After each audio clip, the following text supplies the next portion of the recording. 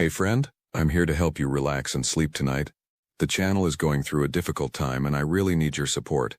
The encourage button is very important. You can find it below the video next to the like and subscribe buttons. Click it now. Every click helps this video reach new people. Your likes and comments are also very important. Even a simple word or the time you watch the video makes a big difference. Please click the encourage button. Hit like. Leave a comment. Anything at all. Your support makes a real difference and helps this video reach people who need it. Thank you so much for your time and support. I moved into this apartment 4 weeks ago and I still remember the first time I walked in. The hallway was empty except for a tall mirror on the right side. It was so big that it took up almost the entire wall. The realtor never mentioned it and I barely noticed it when we signed the lease. But everything about my life here changed because of that mirror. I'm telling you this now because I need to get it off my chest. I feel like my mind is bending under the weight of what I've seen. I can't sleep well, and I keep checking over my shoulder. Even in the shower, I swear I hear something moving in the hallway. I'm always on edge. I work a regular job at a small marketing firm. My life is straightforward. I come home around 6, eat dinner, watch some TV, and go to bed. I usually ignore whatever odd quirks old buildings have. Creaking floors, flickering lights, weird smells. Those things are normal in older places. But on my second day here, I noticed something off about that mirror. When I say it's big, I mean it's almost 7 feet tall and about 3 feet wide. The frame is dark, maybe mahogany, with some carvings that are chipped in a few places. At first, I didn't really examine it. I just walked by on my way in or out. But I started seeing strange spots on the surface. They looked like watermarks or smudges at first, so I tried cleaning them. I grabbed some glass cleaner one evening and gave it a good wipe. The cloth came away dirty, but the spots never completely left. They almost looked like faint outlines, but I couldn't tell if I was imagining that. A few days later, after a long day at work, I went to take a shower. I remember the shower water was lukewarm because the building's boiler can't handle all the tenants using hot water at once. Anyway, I got out feeling cold and annoyed. As I walked into the hallway, I glanced at the mirror. My reflection was blurry because I was still dripping water. Then I saw these shapes in the corner of the mirror. At first, I thought it was fog or steam from the bathroom, but the silhouettes were too defined to be random. They looked like the outlines of shoulders and heads, but only in the lower corners of the glass. I stood there confused, wrapped in my towel. I leaned in and touched the mirror's surface. It wasn't hot and there was no obvious steam on it. I wiped my hand across the lower corner and for a second I thought I felt something move. But it was probably just my hand slipping on the slick surface. The silhouettes disappeared when I touched the glass, so I figured I was just paranoid or seeing some reflection from the hallway light.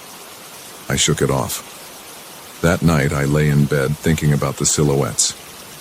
I tried to push it aside, telling myself it was some weird optical illusion. But the next morning, I walked by the mirror before leaving for work. I saw faint stains again in the exact same spot. I didn't have time to mess with it, so I just hurried out the door, already running late. During the next few days, I kept catching glimpses of those shapes in the mirror, always when I wasn't looking straight at it. It felt like something was moving inside the reflection, but whenever I turned my head, it was just me or my hallway.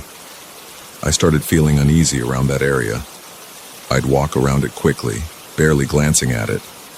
One evening, I decided I had to do something.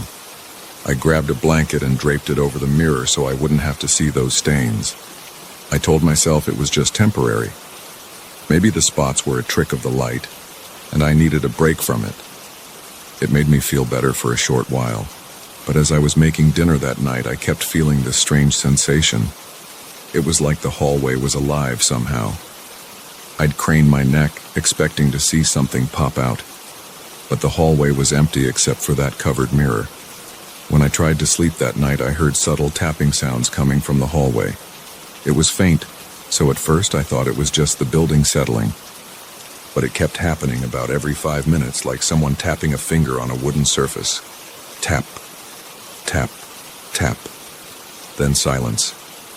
I got up, turned on the hallway light, and checked around. Nothing was out of place. The blanket was still over the mirror. I stood there for a moment, breathing heavily, and then I realized I was sweating even though the apartment was cool. I went back to bed, telling myself it was all in my head. The next morning, I decided to uncover the mirror. For some reason, I felt like the blanket made things worse, like it was provoking whatever weird energy was in the apartment. When I pulled the blanket off, I noticed that the stains had spread. They looked darker and bigger, almost like smudged handprints, but more elongated. I felt my chest tighten. There were no kids or guests around, so it made no sense. My own hands definitely didn't leave that kind of mark. I turned away, swallowing hard, and tried to focus on getting to work on time. At the office that day, I couldn't concentrate. Every time I blinked, I saw those shapes in my mind. I told a friend about it, and he joked about haunted mirrors. I laughed it off, but I felt a chill in my spine. That evening, instead of going straight home, I went to a local library to do some research. It was a last-minute idea, but I was desperate to distract myself. I asked the librarian if there were any local legends about old mirrors or properties around my street. She gave me a confused look, but directed me to a small local history section. I skimmed through a few books and stumbled on a newspaper clipping from the 1980s. It mentioned a family who claimed their large mirror showed faces at night. The family ended up moving, convinced something was inside that mirror. The article didn't give a clear address, but it mentioned a large apartment building in my neighborhood. That was enough to make my stomach churn. I quickly photocopied the page and left. Back in my apartment, I set the clipping on the coffee table and took a look at the mirror. The stains seemed even bigger now. This time there were definitely shapes that looked like shoulders, arms, and even elongated fingers. I held my breath and stared. They didn't move at first, but then I blinked, and for half a second I saw them shift. It was just a slight change, like one of them raising an arm. My heart started racing. I backed away, keeping my eyes locked on the glass. When I reached my bedroom door, I turned and slammed it shut, feeling my legs shake. I sat on my bed, trying to calm down. I told myself that if I just stayed away from the mirror, nothing bad would happen. But the memory of that slight movement wouldn't leave me. My rational side told me it was stress or a play of the light. My gut told me something else was going on. That night I tried to drown out the tapping with some music. I put on headphones and sat in bed, reading random articles on my phone. Every so often I'd lift one side of the headphones to listen. I still heard faint clicking noises, almost like nails tapping on glass. I felt panic building in my chest. I had to do something. I decided to pull out my phone and record a video of the hallway. Maybe if I had actual footage, I could prove to myself that it was all in my head, or that there really was something happening. I turned on my phone's camera and pointed it toward the mirror from my bedroom door. I stayed quiet and tried to keep my hands steady. I recorded for about 3 minutes, then stopped. My heart pounded as I played it back. At first, everything looked normal. Then about halfway through, I saw a small flicker of movement in the corner of the mirror, right where those silhouettes were. It was brief, like a hand or something similar sliding along the edge. I dropped my phone, cursing under my breath. My entire body broke out in goosebumps. I grabbed the phone again and watched that section a few more times. It was there. It was subtle, but it was there. I felt a wave of dread. I went to the living room and paced around, thinking about what to do. Calling the landlord seemed pointless. Who would believe me? I thought about getting rid of the mirror, but it was attached to the wall in a way that looked complicated. Also, I remembered reading something about previous owners of old mirrors who said that throwing them out made matters worse. I didn't want to risk it without a plan. The next day, I looked for more information. I found a forum online where people discussed haunted objects. Most posts sounded fake, but one person mentioned that covering a mirror sometimes intensifies the activity because it forces the presence to try other ways to make contact.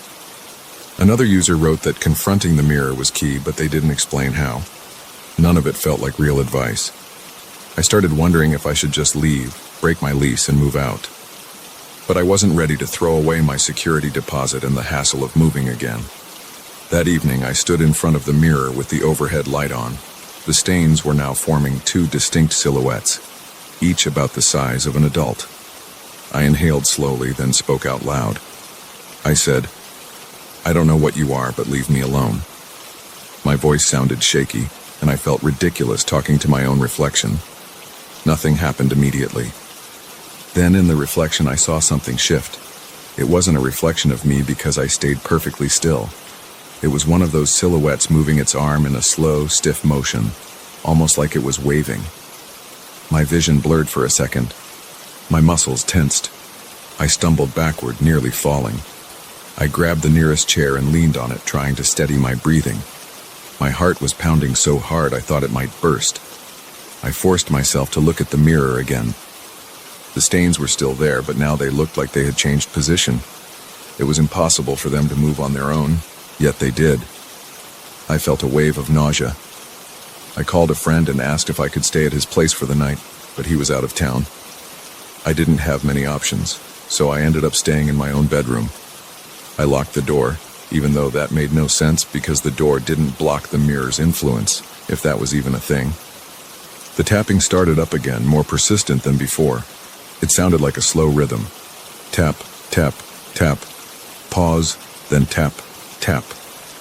My spine tingled every time I heard it. I barely slept.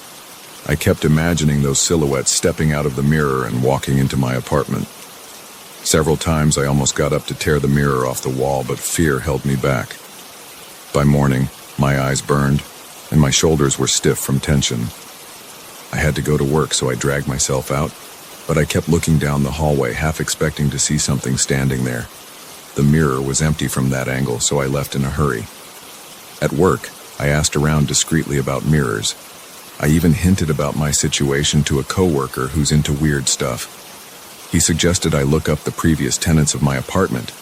That's when I realized I never asked the landlord about who lived there before me. So that afternoon I went down to the management office. I pretended I was curious about the building's history. The manager, an older guy, told me that the mirror had been there for decades. He said that some previous renters asked if it could be removed, but it was too heavy and apparently original to the building. I asked if they ever complained about anything weird. He gave me a strange look and shrugged, saying people always complain about weird stuff when they live alone. Then he said, "But yeah, a few folks said they saw something in that mirror. We just told them to ignore it." That comment made my stomach lurch. I left the office feeling tense and clammy. I came home that evening determined to figure this out. I stood in front of the mirror for a long time watching those stains. They seemed darker, like shadowy figures. They moved more freely, shifting when I blinked or glanced away. Sometimes I thought I saw them turning toward each other as if communicating. I broke into a cold sweat, but I forced myself to watch. After a while, my nerves were shot. I grabbed my phone to record another video. I wanted to document a few minutes of the mirror, hoping to catch more evidence. When I played it back, I saw the stains shift again in the same slow, unsettling way. One shape raised an arm, then the other mirrored the motion. They looked like they were gesturing at me. My breathing got shallow and I stopped the video. I felt dizzy. I'm writing this now and I can still hear the tapping in the hallway. I pulled the blanket over the mirror again because I can't stand to see those shapes move. But I swear the tapping is even louder tonight. My back is damp with sweat and every hair on my arms is standing up. It's like they're calling for me, trying to get my attention. I don't know what will happen next. I can't think straight. My plan is to leave the apartment for a few days if I can find a place to crash. I don't want to deal with this anymore. I wish I had never moved here. But part of me worries that even if I leave, I'll still feel them watching me. Right now, I'm just a guy sitting on a couch, writing down what's happening, hoping that this isn't the start of something worse. My heart feels like it's racing 100 miles an hour, and my palms are clammy as I type. I'm going to sleep with the lights on tonight. Maybe that will help. If I make it through without losing my mind, I might call a specialist or someone who deals with haunted objects. But I don't even know if that's real. All I can say is that this mirror isn't normal. The stains are growing and those silhouettes want my attention. I can feel it every second I'm in this place. I wish I had an easy fix, but right now all I can do is try to get some rest and hope that in the morning, the shapes don't come any closer. I'm not sure how much more I can handle. I keep looking at the door, half expecting them to push their way through. For now, I'm just waiting, listening to that relentless tapping, praying that it stops. But it hasn't yet, and I don't know if it ever will.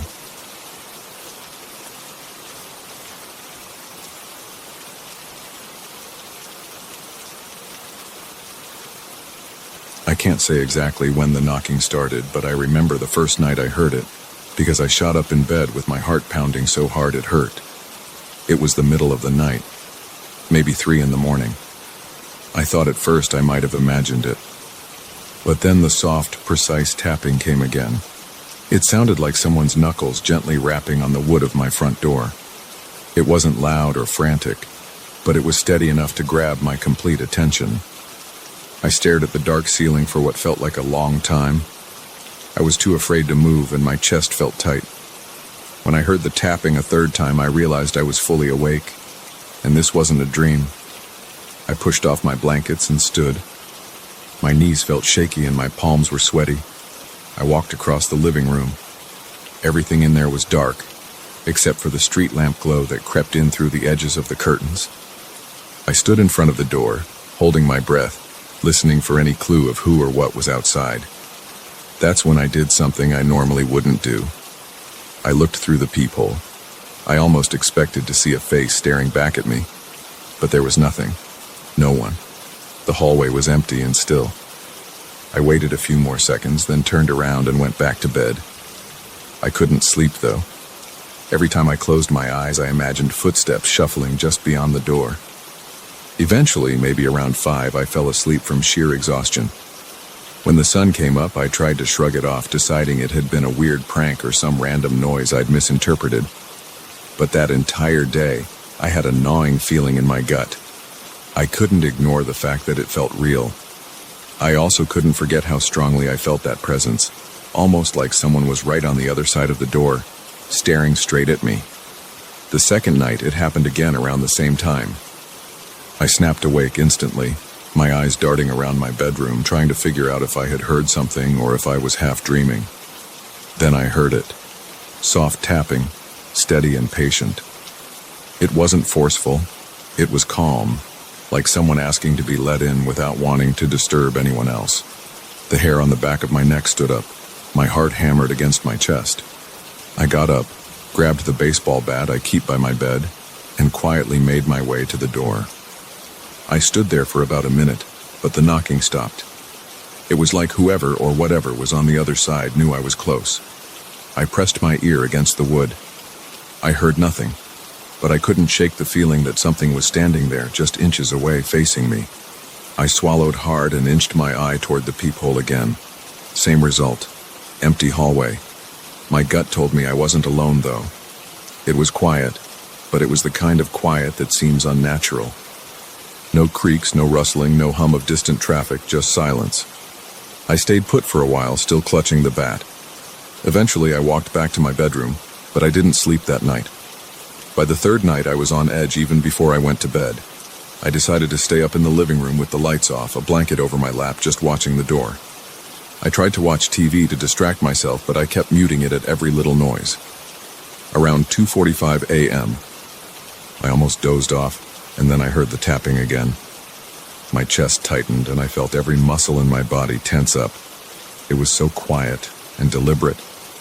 I sat there, my mouth dry, waiting to see if it would continue.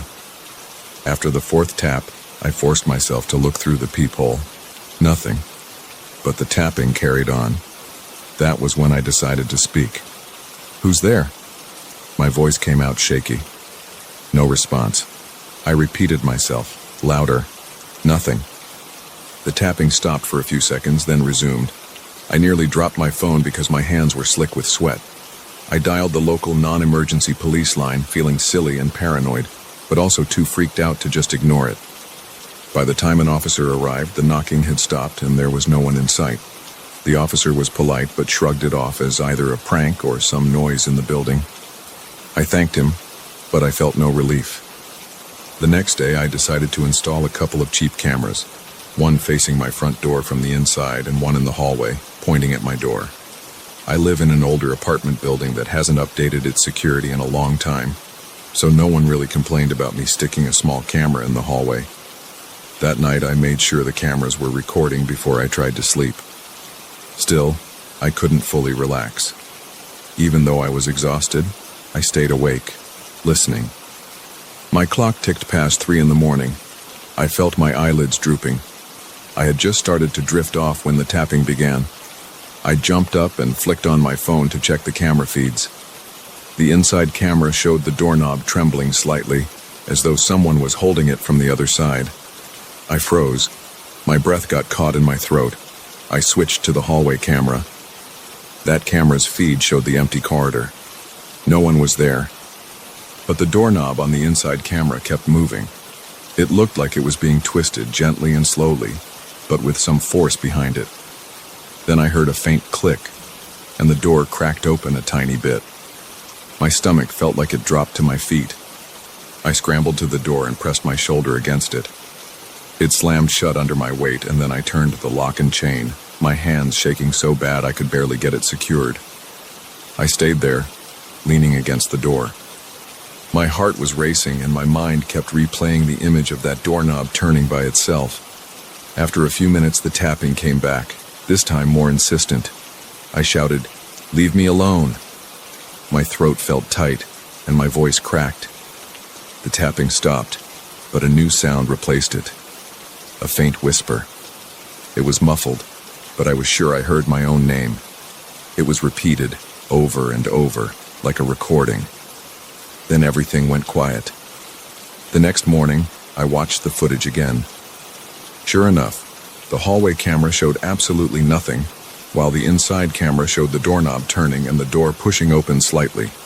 It was eerie to see it in broad daylight, with no logical explanation. I felt goosebumps on my arms. I saved the footage on a hard drive just in case. The rest of the day I couldn't stop feeling on edge. I left the apartment for a while thinking maybe I just needed to get out.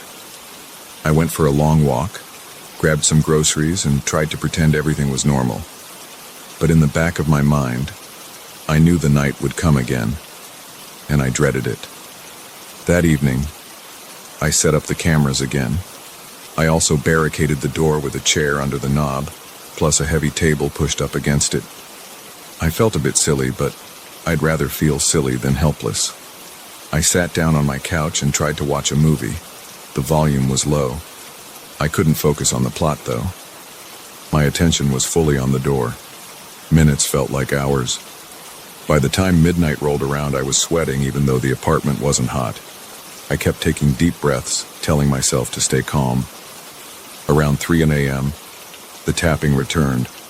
It started softly at first. 3 taps, then a pause, then 3 more taps. I stared at the door from my spot on the couch. I thought about ignoring it, but the tension was unbearable. My heart was pounding, and I felt a sick churn in my stomach. Then the tapping got a bit louder and faster. I grabbed my phone and opened the camera feed. The same thing was happening again. The doorknob on the inside was twisting, but nothing showed up on the hallway feed. The chair under the knob shifted slightly, creaking against the wood. I ran over and held the chair in place, pressing my body against it. My breath came in shaky bursts.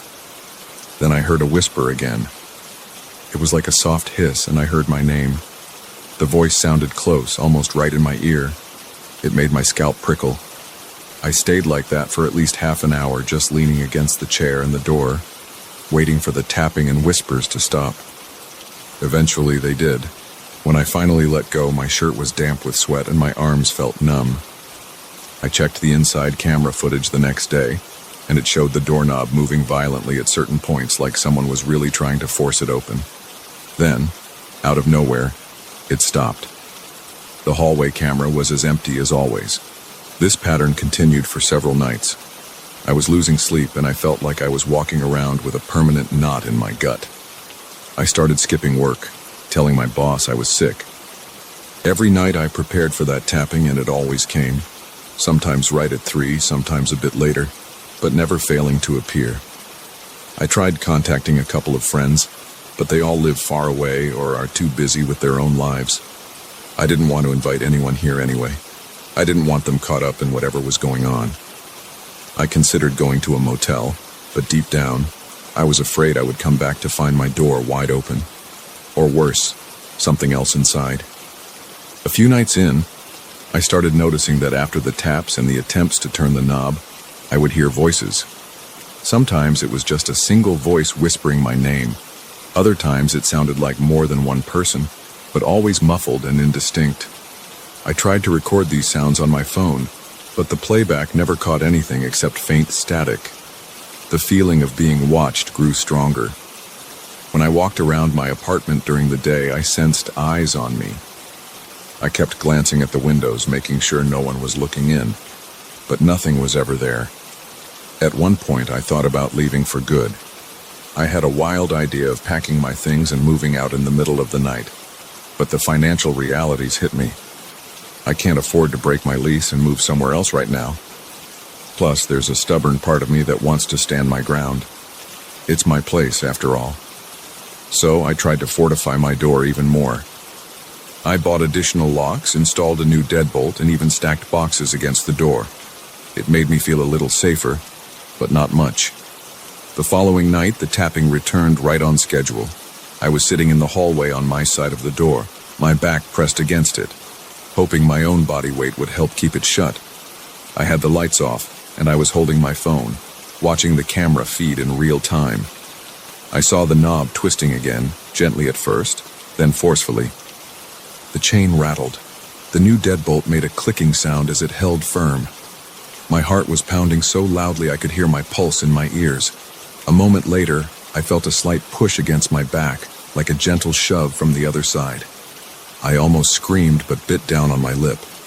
My eyes welled up with tears from the sheer panic. Then the whispers started. They were so close that it felt like someone was on my side of the door, speaking into my ear. I heard my name repeated several times. My entire body was shaking. I tasted copper in my mouth, probably from biting my lip too hard. I stayed against that door for what felt like an eternity, until the pressure stopped and the voices died down into silence again. When dawn came, I tried to rest, but I couldn't keep my eyes shut for more than a few minutes. Every noise made me jump. I was exhausted, but the adrenaline in my system wouldn't let me relax. I looked at myself in the bathroom mirror and barely recognized the face staring back. I had dark circles under my eyes and my hands trembled every time I tried to hold something steady. I kept hoping this would all just stop, but each night followed the same script. Tap, tap, tap. Then the knob turning, then the door pushing in. Sometimes more whispers, sometimes less.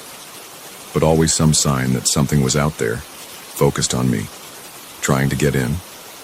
I considered calling the police again, but without concrete evidence of an intruder, they wouldn't do much. The camera footage was weird, sure, but it didn't show any actual person, and I couldn't prove anything else. Eventually, I started sleeping in short bursts during the day because nighttime became impossible. I set up the cameras again and again, always reviewing the footage, always seeing the same phenomenon. The hallway was empty, the doorknob moved, the door shook. I put fresh batteries in the hallway camera and checked to make sure it was working properly. Nothing changed.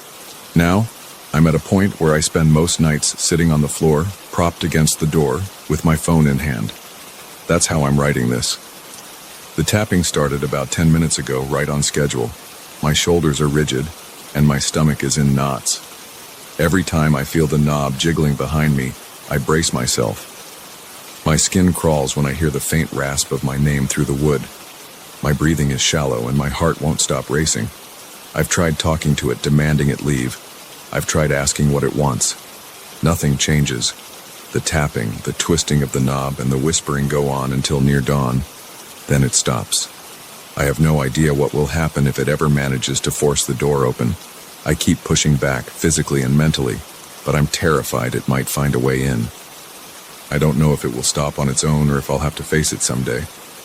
Right now, as I press my back against the door, I feel the faint vibration of something on the other side. It's not knocking now.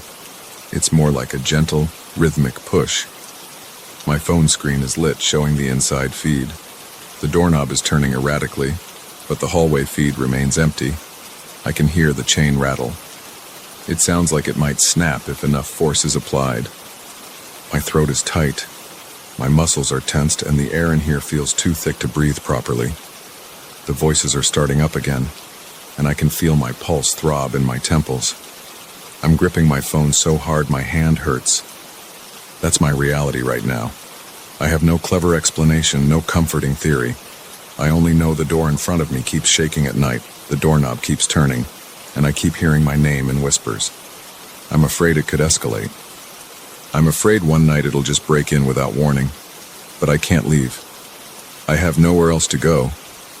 So every night I sit here, pushing back against whatever's trying to come through. And every night I try not to panic too much when I hear that soft tapping, calling for me in the dark. It hasn't gotten in yet, but a small voice in the back of my mind keeps telling me that eventually it might.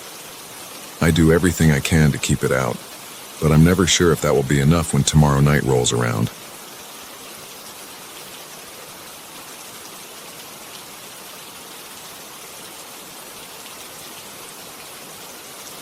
I still remember how my hands shook the first time it happened.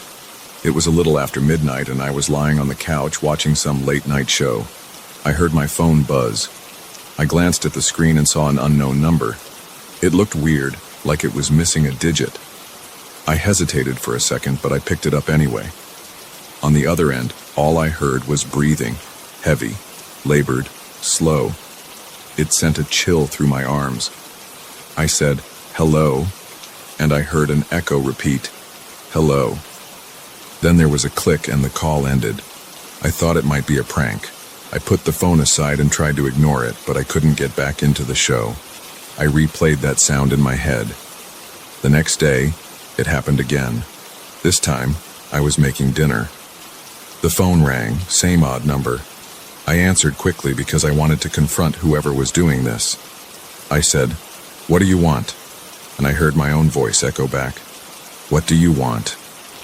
Then after a few seconds of that heavy breathing, I heard a low voice whisper something that I couldn't catch. It sounded like one word, maybe two. It was so soft I couldn't figure it out. Then the line disconnected. Over the next week, the calls got more frequent.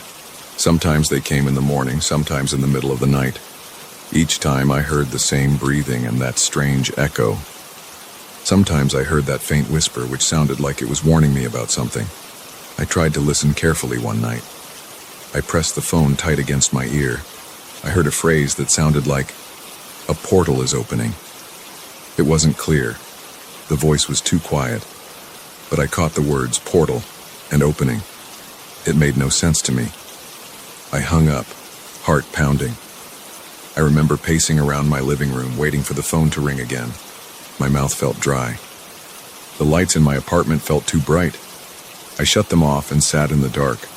I felt safer that way, or at least I felt hidden. The phone stayed silent for about an hour.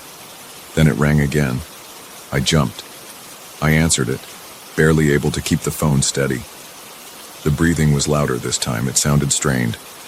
I said, "What is this?" And I heard the echo say, "What is this?" Then there was a rasping whisper, and the call ended. I decided to contact the phone company. I told them about the repeated calls, about the strange number. They asked for the digits. I gave it to them. The representative on the line paused for a long time. Then she said that number wasn't active. It had been canceled decades ago. I pressed her to look again. She said the same thing. The line had been disconnected for a long time. There was no record of it being reactivated. I felt an odd tension in my stomach. I asked if it could be a spoofed number. She said maybe, but it was unusual because the system showed nothing. She offered to block it for me. I agreed. She assured me that I wouldn't receive calls from that number anymore. That block didn't work. Later that night, the phone rang again. Same number. I stared at the screen, feeling my pulse in my neck. I accepted the call. The breathing sounded closer now, as if the caller was right next to me. I whispered, "Hello." The echo came back. "Hello." Then I heard that voice again, barely above a breath, saying something about a portal. I shouted into the phone, "Tell me what's going on." The echo repeated, "Tell me what's going on." The caller hung up. I went online. I searched for any stories about old phone numbers that still called people. I found some forum posts about haunted lines, weird phone pranks, urban legends. Nothing concrete. My eyes ached after hours of searching. I slammed the laptop shut and tried to sleep, but my nerves wouldn't let me. I lay awake, listening to every sound in my apartment, the hum of my refrigerator, the ticking of the clock on my wall, the occasional car passing outside.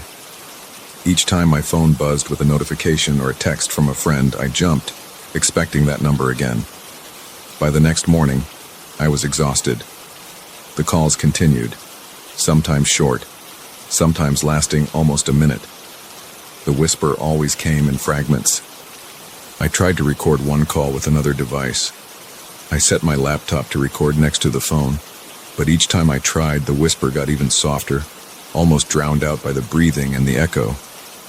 I played the recordings back, but I couldn't make out any words beyond portal and opening. It started messing with my head. I couldn't focus on my job. I was on edge all day. I'd check my phone every few minutes, half hoping it wouldn't ring, half anxious that I'd miss something if it did. I decided to go back to the phone company in person. I needed answers. I took a day off work and drove to their main office. I spoke to a technician there. I showed them my call logs. They looked puzzled. They confirmed that the number was inactive. They said they'd never seen a canceled line behave this way. I asked if someone could hijack an old number. They said it was unlikely. I asked them to trace the calls in real time. They said they'd try, but they needed me on the line for that. So I gave them my cell number and I waited in the lobby. Hours passed. The phone didn't ring once. Typical. By the time I left, the call started again. It was like the caller knew. That night, something changed. I was sitting in my kitchen, phone on the table, staring at it. It rang around midnight. I answered. The echo repeated my hello in the same monotone. The breathing was still there. This time, the whisper was more distinct. I heard, "You must not ignore the portal, it's opening." My throat tightened. I managed to choke out, "What do you mean?" The echo repeated me. Then the line cut off. My knees felt shaky, and my forehead was damp. I looked around my kitchen. Everything seemed normal. Dishes in the sink, half-empty glass of water, flickering overhead light. Yet I felt like something was creeping into my apartment. I told a friend about it the next day. He told me to just get rid of my phone. I tried. I got a new number. I thought that would help. For 2 days, it was quiet. No calls from the unknown line. My tension eased a little. I started feeling normal again. I slept better. Then, on the third night, the new phone buzzed. My body tensed up right away. I looked at the screen. Unknown number. I picked up with a shaky hand. Heavy breathing. Echo. Faint whisper. The block, the new number, none of it worked. I felt trapped. I pressed the phone against my ear and said, "Why are you calling me?" The echo repeated, "Why are you calling me?" Then a whisper said, "The portal draws closer." My heart hammered in my chest. I ended the call, throwing my phone onto the couch. I remember pacing around, rubbing my hands together, trying to calm the shaking. I turned on the TV to drown out the quiet. I kept flipping channels, not even registering what was on. I felt paranoid. My phone rang again. I didn't answer. The ringing stopped, then started again. It kept ringing for an hour. I eventually grabbed the phone and shut it off completely. The silence felt thick. I could hear my own breath, ragged and shallow. I went into my bedroom and locked the door even though I was alone. I sat on the floor and held my knees to my chest. I felt sweat dripping down my temples. In the morning, I forced myself to turn the phone on again. There were dozens of missed calls from that number. I listened to a few voicemails. All I heard was breathing and echoes of my own voicemail greeting. No whisper. I deleted them. My stomach felt uneasy. I drank some coffee, but it tasted bitter, and I couldn't finish it. I decided to look for more clues about this portal. I drove to the library. I asked the librarian if there were any records of supernatural incidents in the area or weird phone calls. She pointed me to a small local history section. I flipped through old newspapers, local archives, and random clippings. I found stories about strange phone calls from the 1970s, but nothing that connected to my experience. I left feeling frustrated. Back home, I sat on my couch, phone in hand, waiting. Another call came in. I answered it. I heard the usual breathing. I said nothing, trying not to trigger the echo. The caller stayed on the line, breathing. Then the whisper said, "It's not a joke. Stop trying to run." I felt my gut twist. I asked, "Stop trying to run from what?" Echo. Then the line died. My phone beeped, indicating a new voicemail. I played it. It was just more breathing. I deleted it and put the phone on silent. At that point, I wasn't sure what to do. I wasn't sleeping well. My shoulders felt stiff. My eyes were sore, probably from anxiety and lack of rest. I tried ignoring the calls. I tried blocking the number. Nothing worked. Finally, I called the phone company again. I spoke to a supervisor. He said they tried everything. He suggested I contact the authorities. I laughed bitterly. What would I tell the police? That a canceled phone line kept calling me about a portal? I hung up without taking his advice. That night I sat in my living room with all the lights on. The phone calls came one after another. I let them ring. I watched the screen light up, buzz, then stop. Then it would buzz again. After an hour, I grabbed the phone. I answered. I felt a lump in my throat. I said, "What do you want from me?" My own words echoed back. Then, in that barely audible voice, I heard, "It's opening soon." My voice shook as I asked, "What's opening soon?" Echo. Then click. I pressed my hands to my face. My palms were sweaty against my cheeks. I started to feel strange in my own home. I constantly felt like someone was looking at me from the windows or from corners of my apartment. My heartbeat would spike at random times. I kept hearing that breathing in my head as if it had become a part of my daily life. My dreams, when I did sleep, were filled with the sound of static and muffled words. I tried to trace the number myself. I downloaded some phone tracing apps. None of them helped. I reached out to an acquaintance who worked in IT. He said he could try a reverse lookup, but he needed a complete call record. I emailed him screenshots. He wrote back, telling me the number was flagged as inactive. He found references to it in an old database from the 1980s. There was no current owner. He suggested I switch carriers. I did. I canceled my old plan, got a brand new phone, brand new SIM card, new everything. I even paid in cash, so there would be no record of my personal details. For 2 days, it was quiet again. On the third day with the new phone, I was driving home from work. Traffic was bad. My phone started ringing through my car's speakers. The display showed unknown. My chest tightened. I hesitated, then I pressed the button to answer. Immediately I heard breathing. My skin crawled. I said nothing. The breathing continued. Then the whisper, "You can't stop it." I ended the call and almost rear-ended the car in front of me. I pulled over and parked. I sat there breathing fast, leaning my forehead against the steering wheel. When I got home, I turned off my phone and placed it in a drawer.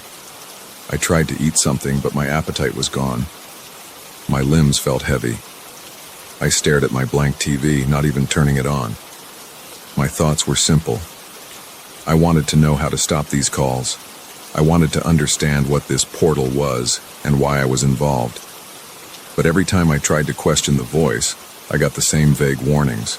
I didn't know what else to do, so I just sat there waiting for something to happen. Eventually, I turned my phone on again. It rang immediately. I lifted it to my ear. I spoke first. "What's your name?" The echo said, "What's your name?" The breathing paused for a second, then the whisper spoke more words this time. It said, "It's almost here. You're part of it." My mouth went dry. My heart beat so hard that I felt my pulse in my ears. I tried asking more questions, but the line went dead. I dropped the phone on the table and put my head in my hands. I could feel the sweat on the back of my neck. I wanted to run outside, but I knew there was no point. The calls followed me everywhere. I'd changed my number, changed carriers, and it made no difference. It felt like I was trapped in a loop. I decided to unplug completely. I grabbed my phone, shut it down, and tossed it in a drawer again. I unplugged my internet router. I turned off every device that could connect me to the outside world. I spent a week that way, living offline, ignoring my phone. I only turned it on for work calls that I absolutely had to make, and even then I used a separate number from a disposable phone. During that week I felt a bit calmer. The tension in my muscles eased a little, but I was still waiting, always waiting for something to happen. Sometimes at night I thought I heard the phone ring in the drawer, but when I checked, it was silent. On the 8th day, I needed to check my bank balance.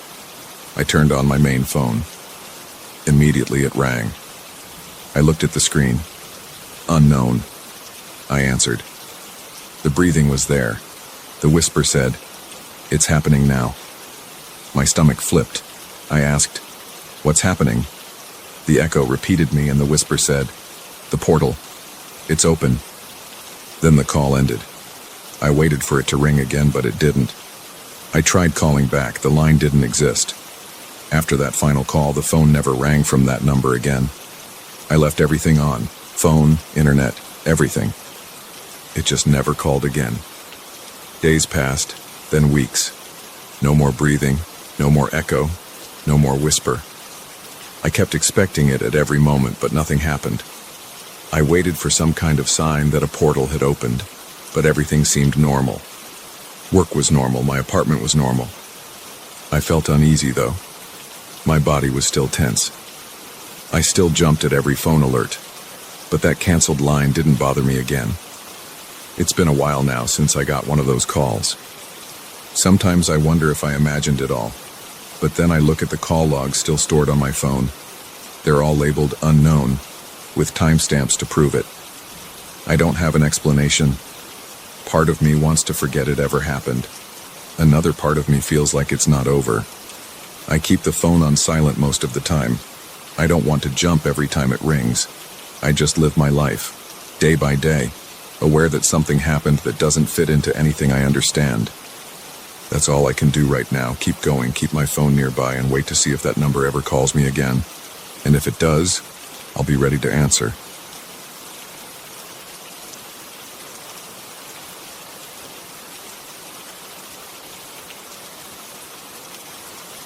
I first noticed the noise late on a Wednesday night. It was a scraping sound, like something dragged across the floor. I sat up on my couch, muted the TV, and waited. The scraping came again, then a thump, like someone dropped a heavy box. It was coming from the apartment next to mine. According to the doorman and the listing online, that place had been empty for months. I had never seen anyone go in or out. There were no lights on at night. Yet there I was, listening to what sounded like furniture shifting on the other side of the wall. I'd been living in this building for 3 months. It's a quiet place, mostly older residents. I wanted peace, so I chose it for its calm hallways and silent nights. But that night I got the opposite. I leaned against the wall that separated my living room from the next apartment. I heard what sounded like slow footsteps pacing back and forth. My heart started to beat faster. I told myself it could be a maintenance worker. Maybe someone had shown up last minute to fix a leak or something. But it was almost midnight, and I knew the management office wouldn't allow repairs at that hour unless it was an emergency. I banged on the wall. Nothing happened for a few seconds. Then there was a soft scrape, like the sound shifted closer to where I stood. I got this chill on my neck. My arms felt tense, and I realized I was sweating a bit. I didn't want to call anyone yet. Instead, I tried to ignore it. I went to my bedroom, turned on a fan, and fell asleep after an hour of tossing and turning. The next morning, I decided to stop by the front desk on my way out. The doorman's name is Carlos. He's an older guy, friendly but a little guarded. I told him I heard noises in the apartment next door. I asked if someone had moved in without me noticing. He frowned. He said nobody had moved into that unit for a long time. He said the place was vacant and had been for months. He shrugged and told me it wasn't the first time someone reported strange sounds from there. The last tenants left in a hurry. They complained about weird happenings, furniture moving by itself, footsteps at odd hours. They only stayed 2 weeks before they broke the lease. I asked if maintenance was in there for any reason. He said no. Then he warned me to be careful if I tried to check it out on my own. That made me uneasy, but it also sparked my curiosity. I went to work. I tried to forget about it, but my mind kept returning to that scraping sound. I replayed it in my head all day. By the time I got home in the evening, I was determined to check it out. I unlocked my door, dropped off my bag, and pressed my ear against the shared wall. Nothing. For a while, I heard only my own breathing and the faint hum of the air conditioner. Then around 9 p.m., I heard a soft bump like something hitting the wall from the other side. I waited, heart pounding, and banged on the wall. Again, total silence. That's when I decided to go into the hallway. The door to the next apartment was a few steps away. The hallway was empty. The lights were dim. I could smell the faint odor of fresh paint from the floor below. But that was it. I turned the handle on the door next to mine. Locked. I felt a wave of relief, like maybe it was all in my head. But then I heard a thump from behind the door. I pressed my ear against it and my pulse quickened. It sounded like someone walking slowly across the living room inside that unit. I felt a wave of heat under my collar. I knocked on the door. "Hello?" I said. No answer. I waited. After a few seconds, I heard 3 distinct taps from the other side, like a response. I'm not sure if it was a coincidence or if something was actually there. My skin felt tight and my hands were clammy. I stood there for a moment, not sure what to do. Eventually, I backed away, went into my apartment, and locked the door. That night, I barely slept. I kept hearing faint noises in the quiet. I checked the time repeatedly, and each time I'd sit up in bed, my heart beating way too fast. By morning, I felt drained. On my way out, I tried talking to Carlos again. He just shook his head. He said something about how people never stay there long. He told me they always leave complaining of cold spots, scraping sounds, and footsteps. He gave me a sympathetic look and asked me not to get too involved. By the next evening, I couldn't handle the tension anymore. I wanted answers. I bought a small flashlight, one with a bright LED beam. I also grabbed my pocket knife, though I didn't really expect to need it. I just felt safer having something in my hand if things got weird. After dinner, around 8 p.m., I headed to the door next to mine. I knocked again. No response. The hallway was quiet. The smell of cleaning products lingered in the air from the janitor's shift. I tried the handle, locked. I slid a small piece of metal into the crack of the door, hoping it might push the latch. I'm no locksmith, but I'd seen a few videos online. After a few minutes of fumbling, I felt the latch give. I turned the handle again and pulled the door open. My pulse was racing. I felt like I was doing something illegal. Technically, I was. But my curiosity overrode my common sense. Inside, the apartment was dark. I flicked on my flashlight and stepped in. It was mostly empty, except for a few pieces of abandoned furniture. An old coffee table in the living room, a single chair in the corner, and some dusty shelves in the hallway. The air smelled stale, like it hadn't been aired out in a long time. I moved the beam of light across the walls. There were no paintings or decorations. Everything was bare. I heard my own footsteps echo on the floor. I closed the door behind me, leaving only the flashlight beam to guide me. I stood still and listened. Nothing at first, just the sound of my breathing. I walked into the living room. The windows were closed and covered by old blinds. Dust floated in the flashlight's beam. I felt uneasy, like someone was watching me. I swung the light around. Empty corners, blank walls. My pulse thudded in my ears. I called out, "Hello?" My voice sounded too loud.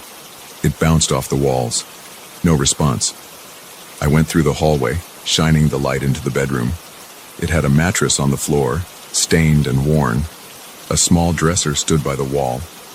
I noticed scratches on the floor near the bed, like deep grooves, as if someone had dragged heavy furniture around. The closet door was open. I looked inside. Empty. The smell in there was musty, like old laundry. My heart was pounding against my ribs. I kept thinking I'd see a person crouched in a corner or behind a door. I stood in the middle of the bedroom listening. Then I heard it. A scraping sound, coming from the living room. I nearly dropped the flashlight. The noise was exactly what I'd heard from my side of the wall. I took a step toward the hallway, shining my light ahead. My mouth felt dry, and I realized I was breathing in short, sharp bursts. My arms felt tight, and I had a tremor in my hands. I forced myself forward, back into the living room. It was empty. The old coffee table stood in the same position. I walked over to it and nudged it with my foot. It squeaked across the floor, making a similar scraping sound. But that didn't explain the footsteps I'd heard before, or why the sounds happened when I was in my own living room. I ran the flashlight over the walls. Nothing unusual. Then as I turned toward the front door, I heard another sound behind me. A soft bump on the floor, like something dropping from waist height. I spun around. Nothing there. The coffee table was still. The chair in the corner hadn't moved, but my neck hair stood up like I was being observed. I tried to speak, but my throat was too dry. I managed to say, "Is anyone here?" Silence. Then a faint shuffle came from the corner near the chair. I aimed my flashlight there. The chair was in the same place. The shadows looked ordinary. I took a step closer, and that's when I heard the quiet squeak of the floor behind me, like a single footstep. I whirled around. Nobody. My heart thudded so hard that I felt dizzy. The front door was closed. I didn't see anything else, but the air felt denser, like there was a presence in the apartment besides me. I wanted to leave right then, but I also wanted some explanation. I stepped back into the hallway and tried the bathroom door. Inside, the bathroom was small, a typical layout. I swept the flashlight around. The mirror was dirty, the sink had dust and some old soap residue. The shower curtain was half drawn. I pushed it aside. Empty tub. No signs of anything unusual. But my stomach was in knots. I moved back into the living room. The single overhead light fixture had no bulb. The only illumination came from my flashlight. I saw my reflection in the glass of the window. I looked pale and my eyes were wide. Then I heard what sounded like whispering right behind me. I can't even tell if it was words or just the brush of air, but it made my spine tighten. I turned around so fast that I bumped into the coffee table and nearly fell. My flashlight beam wobbled across the walls. Again, nothing. Just an empty corner. That was it. I walked straight to the front door. I wanted out. My hand reached for the knob, and I realized the door was closed tighter than before. I twisted the knob. It opened, but I felt resistance, like something pressed against it. I tugged harder, and it gave way, letting me step into the hallway. I shut the door behind me and stood there, breathing hard, feeling my pulse in my neck. I hurried back to my own apartment, locked the door, and leaned against it. I felt a warm rush of relief. Then I realized my hands were shaking. I sat on my couch for a while, staring at my dark TV screen, trying to calm down. Every little sound in the building made me jump. I got up after a few minutes, poured myself some water, and drank it in big gulps. Over the next few days, I tried to focus on my normal life. I went to work, grabbed groceries, kept up with my usual routine. But every night I heard something from next door. Sometimes it was a quick scratching sound. Other times it was a series of soft thumps. When I saw Carlos in the lobby, he just gave me a look that said he knew what was happening and he knew I was spooked. He didn't bring it up and I didn't either. I started wearing headphones when I got home, playing music or random podcasts to block out the noise. Sometimes I woke up in the middle of the night to the sound of furniture dragging. It was as if someone rearranged the entire apartment at 3 a.m. I tried to just ignore it. I kept telling myself there had to be a logical reason. Maybe some squatters had a key. Maybe it was a prank. But in the back of my mind, I knew it felt different than that. One weekend, I worked up the courage to go back inside. During the afternoon, I picked the lock again. I expected the same stale, dusty space. But the coffee table was in a different spot. It was angled closer to the middle of the room. The chair was now by the window, facing the blinds. I had no explanation for how they moved. I checked the floor for footprints or drag marks. The dust was disturbed in a few places, but I couldn't see any shoe prints. I felt a wave of fear. I backed away, not wanting to stay there any longer. I shut the door and returned to my apartment. My hands were trembling. My head felt light. I couldn't decide if I was scared or angry or just exhausted. The tension built inside my chest. I realized I didn't want to live like this, jumping at every noise and dreading bedtime. That night, the sounds were louder than usual. I thought about calling the police, but what would I say? I hear noises in an empty apartment. Doesn't sound urgent. Around 11 p.m., as I tried to watch a show on my laptop, I heard something slam against our shared wall. It was so strong that the picture frames on my wall shook. I jumped up and went into the hallway again. The building was quiet, no neighbors around. I felt panic in my chest as I stared at that door. It was locked again. I didn't dare open it. I just stood there waiting for another slam. But it never came.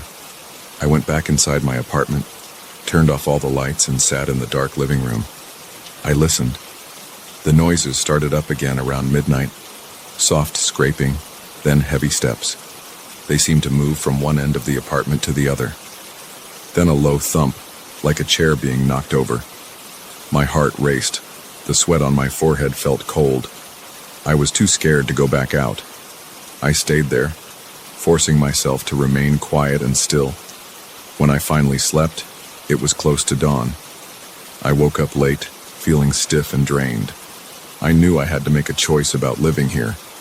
Either I'd get used to it or I'd move out. But I wasn't ready to give up my place. I liked everything else about this building. I decided to speak to the management office, but they said there's no record of an official complaint, and that if the apartment is vacant, there's nothing they can do unless I file a formal report. Carlos gave me a sympathetic shrug. He said most people just leave or ignore it. He admitted that the apartment has a weird reputation, but it's never caused a real problem, just fear and frustration. I realized I might be stuck with this situation, so I tried to adapt. I tried to treat the noises like random building creaks or plumbing sounds. It's not easy. Every time I hear scraping, I get a spike of adrenaline. Every time I sense movement, my stomach churns. But I haven't gone back inside since that day. I don't see a reason to. I know it's empty. I also know something is in there, even if I can't explain it. Now, I do my best to live around it. I sleep with a fan on, or a white noise machine. Sometimes I still wake up to what sounds like chairs scraping across the floor. Sometimes I think I hear muffled footsteps near the wall. Every once in a while, I'll knock on that wall, and I hear a faint knock back. I can't tell if I imagine it or if it's real. But I know one thing. The apartment is never truly empty when I'm near it, and I'm just trying to hold on to my sanity, one uneasy night at a time.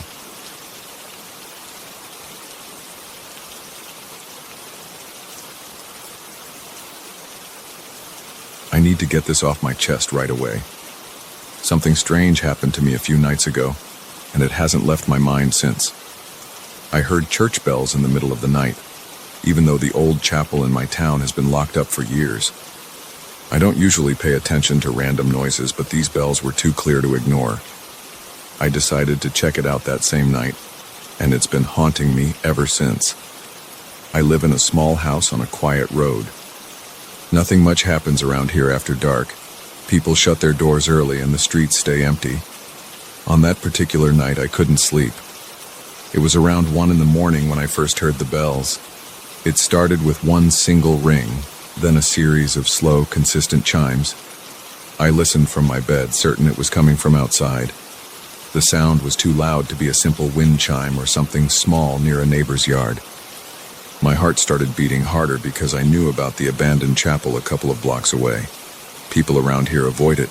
No one talks about it. As far as I know, it's been boarded up for a long time.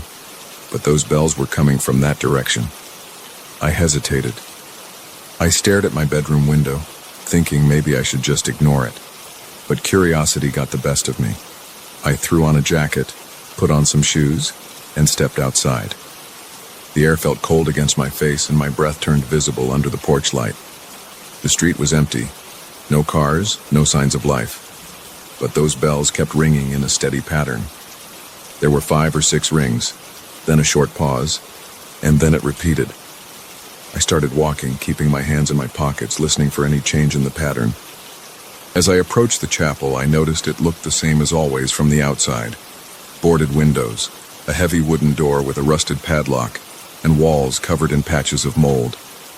The place gave me a chill, but the bells were coming from inside, clear and without any distortion. I walked around to check if there was another entrance.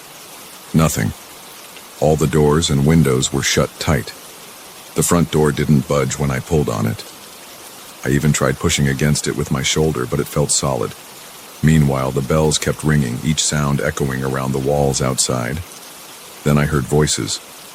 They sounded like a choir, humming in low tones, as if they were chanting something in a language I didn't recognize. Maybe it was Latin. Hard to be sure, but it had that deep old quality. It wasn't a melody. It was more like a flat, droning chant. The combination of those bells and the chanting made the hair on my arm stand up. I walked around the perimeter again, looking for any break or gap in the boards, but everything was sealed.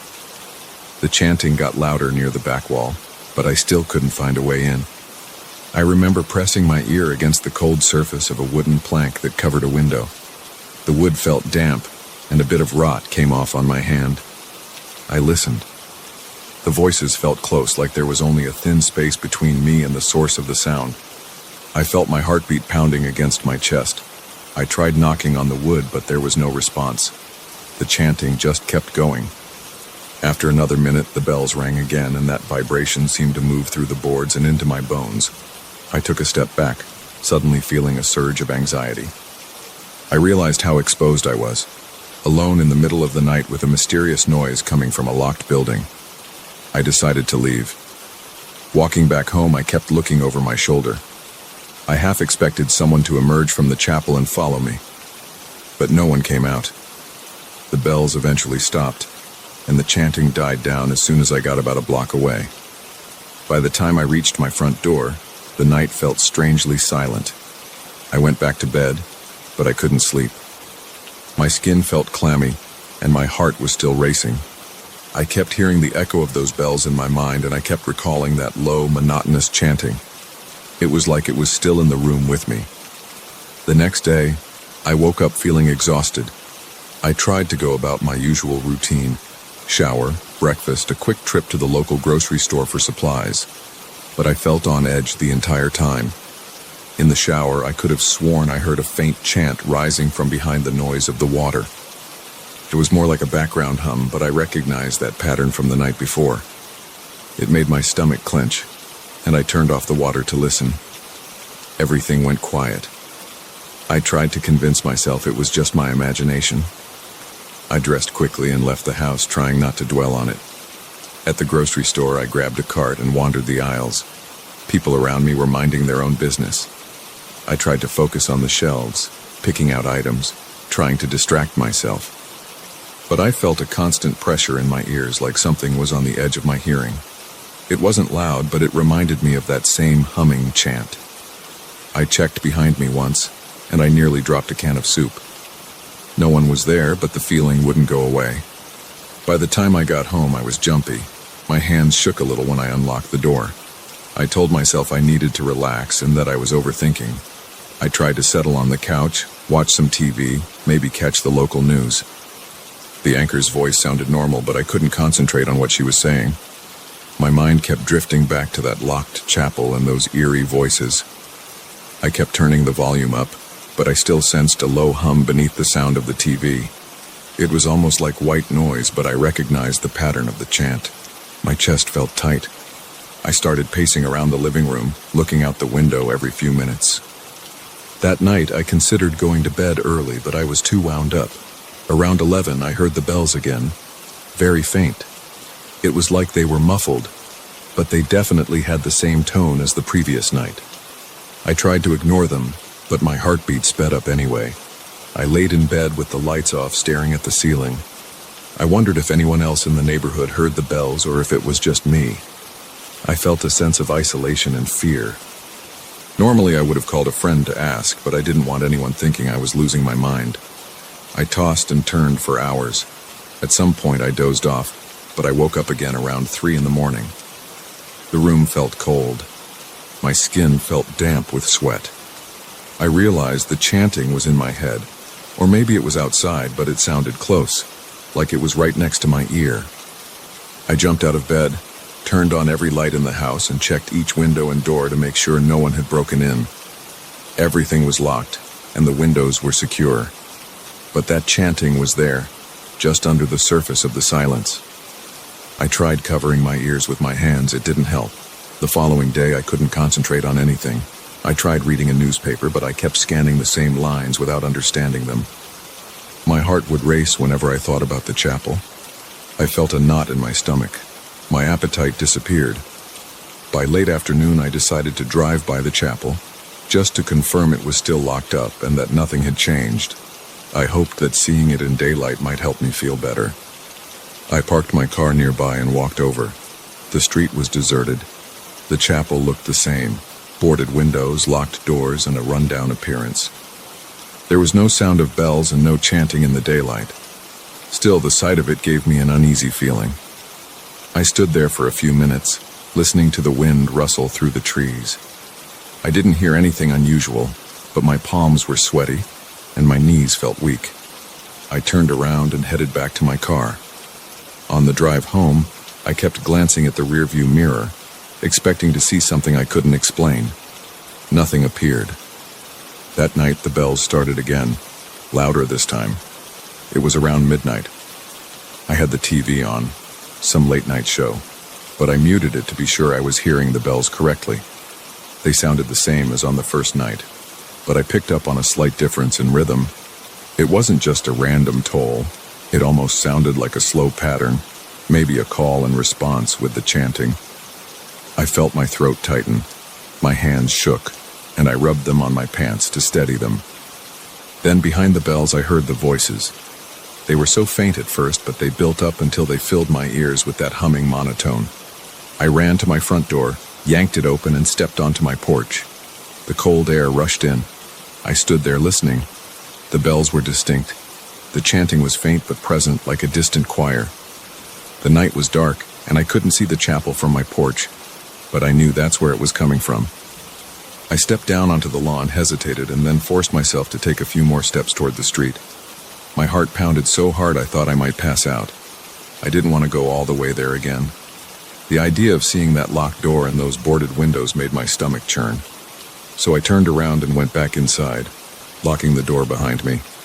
I stood in my living room, breathing hard, trying to calm down. I spent that entire night awake, listening to those bells and the chanting. They seemed to swell and fade in waves. Sometimes it was so quiet I thought it was gone. Then it would rise up again, making my skin prickle. Around 4 in the morning, I felt like I couldn't breathe.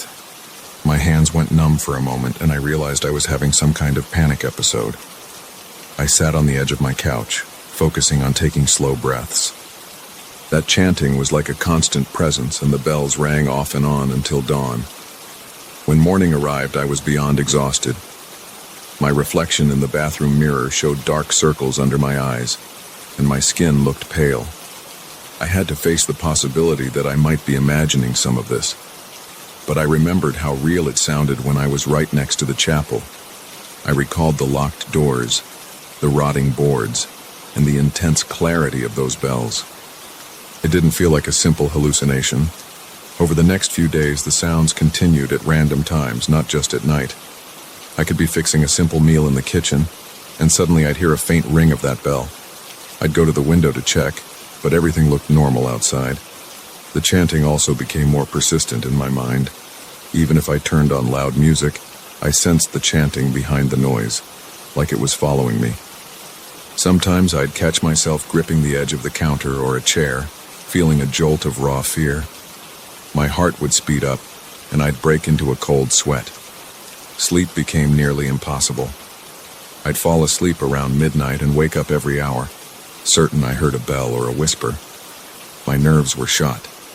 I started skipping meals because my appetite was gone.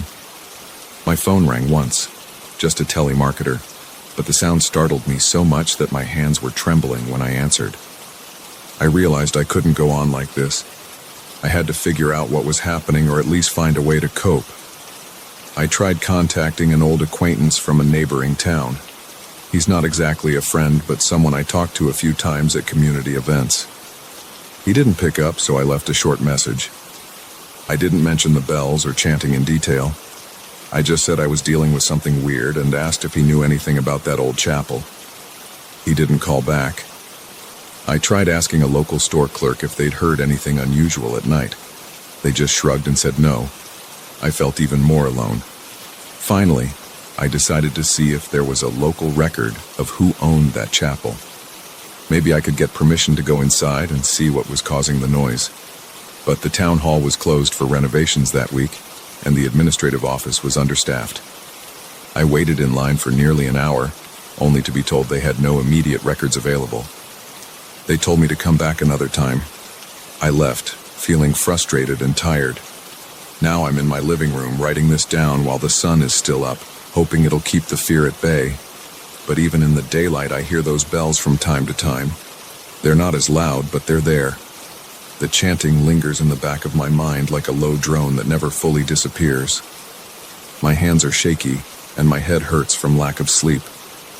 I keep checking the time, dreading the moment the sun goes down. I don't know what will happen tonight or if this will keep going. But I wanted to share everything as it happened, in straightforward terms, in case it helps me piece things together. That's where I stand. I'm alone in my house, hearing bells from a sealed chapel and voices I can't explain. The feeling of being followed by those ghostly echoes has become a daily reality. I can't escape the sensation that they're with me, that I can't outrun them. Maybe they're in my head, or maybe there's something else going on. Either way, it's real enough to keep me on edge every single day. I'm not sure what I'll do next, but I had to tell someone. I want to believe it's a trick of the mind, but it's too persistent, too vivid. All I can do now is wait and see if this gets any worse. I'm hoping something changes, or that I find some explanation. But it feels like I'm stuck in a loop, and the echo of that chanting won't stop following me.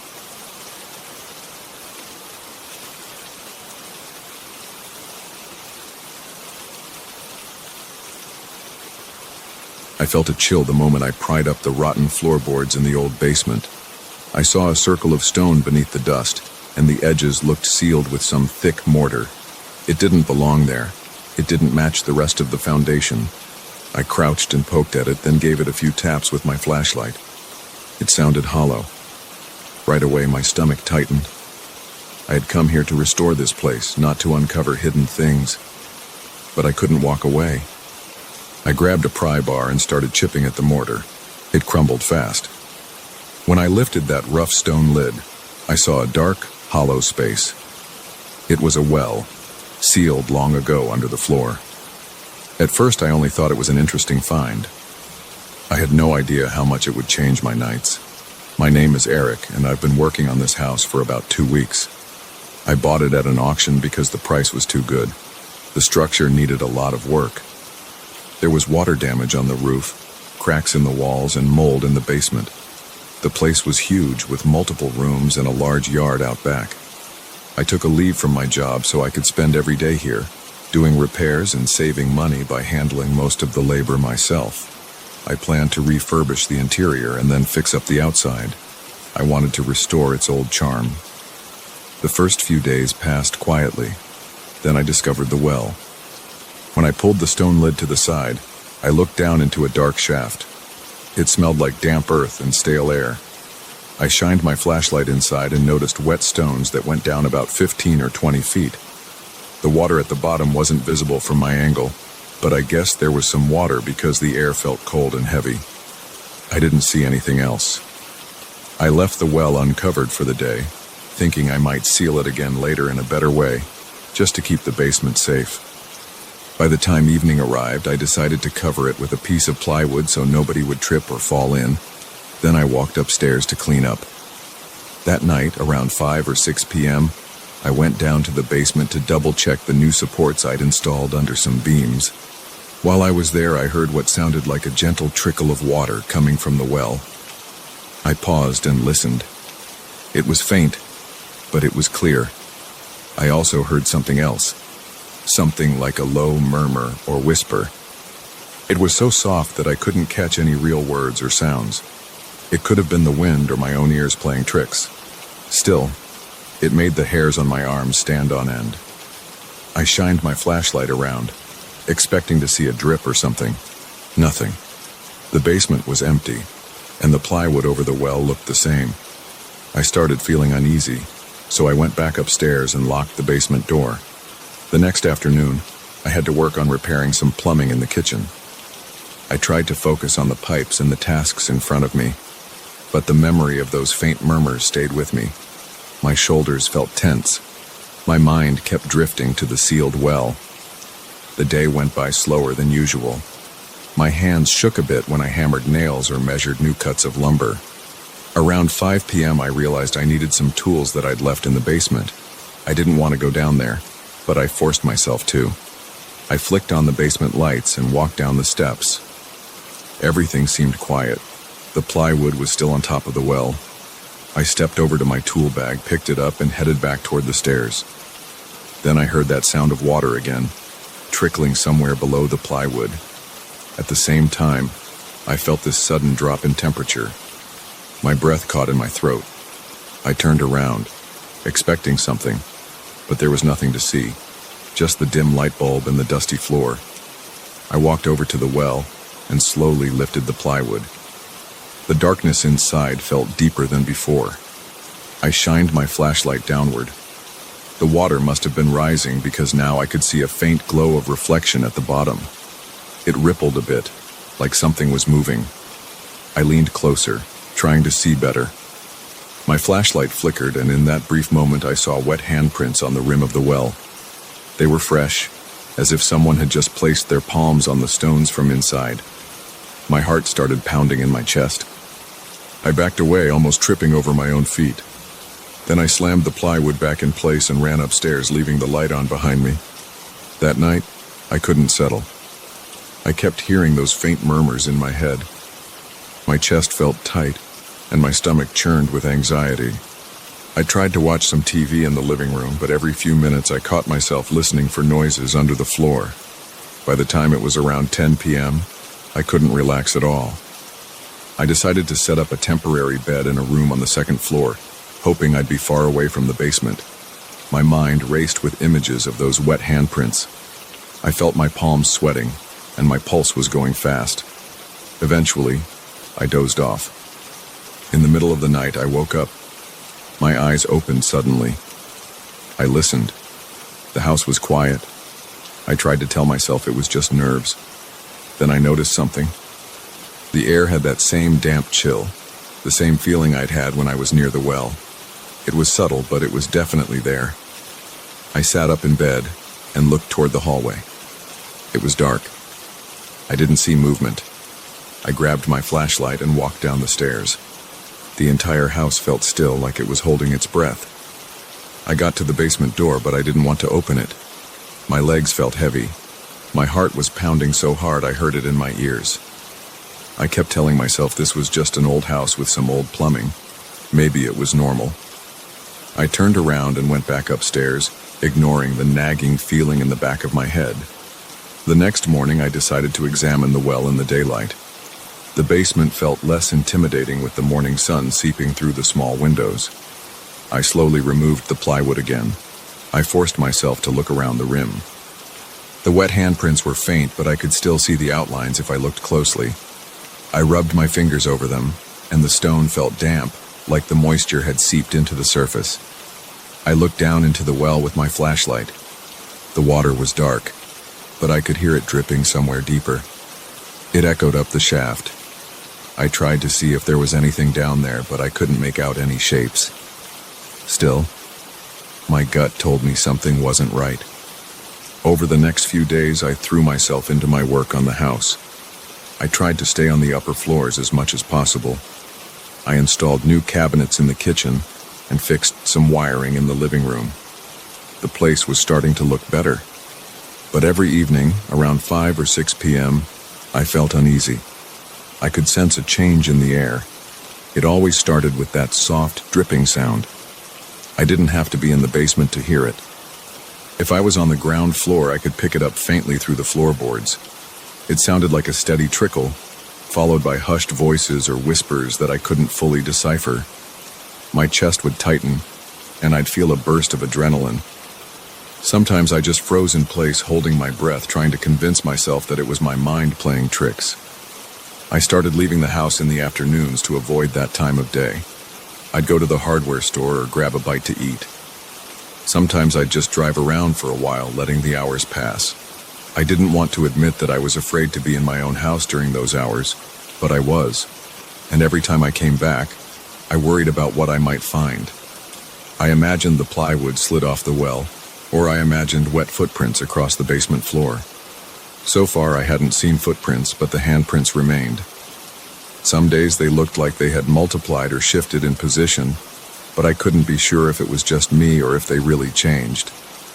I tried wiping them away with a cloth and some bleach, but a faint outline always remained. One evening, I decided I had to confront this. I brought a strong lantern and a rope ladder.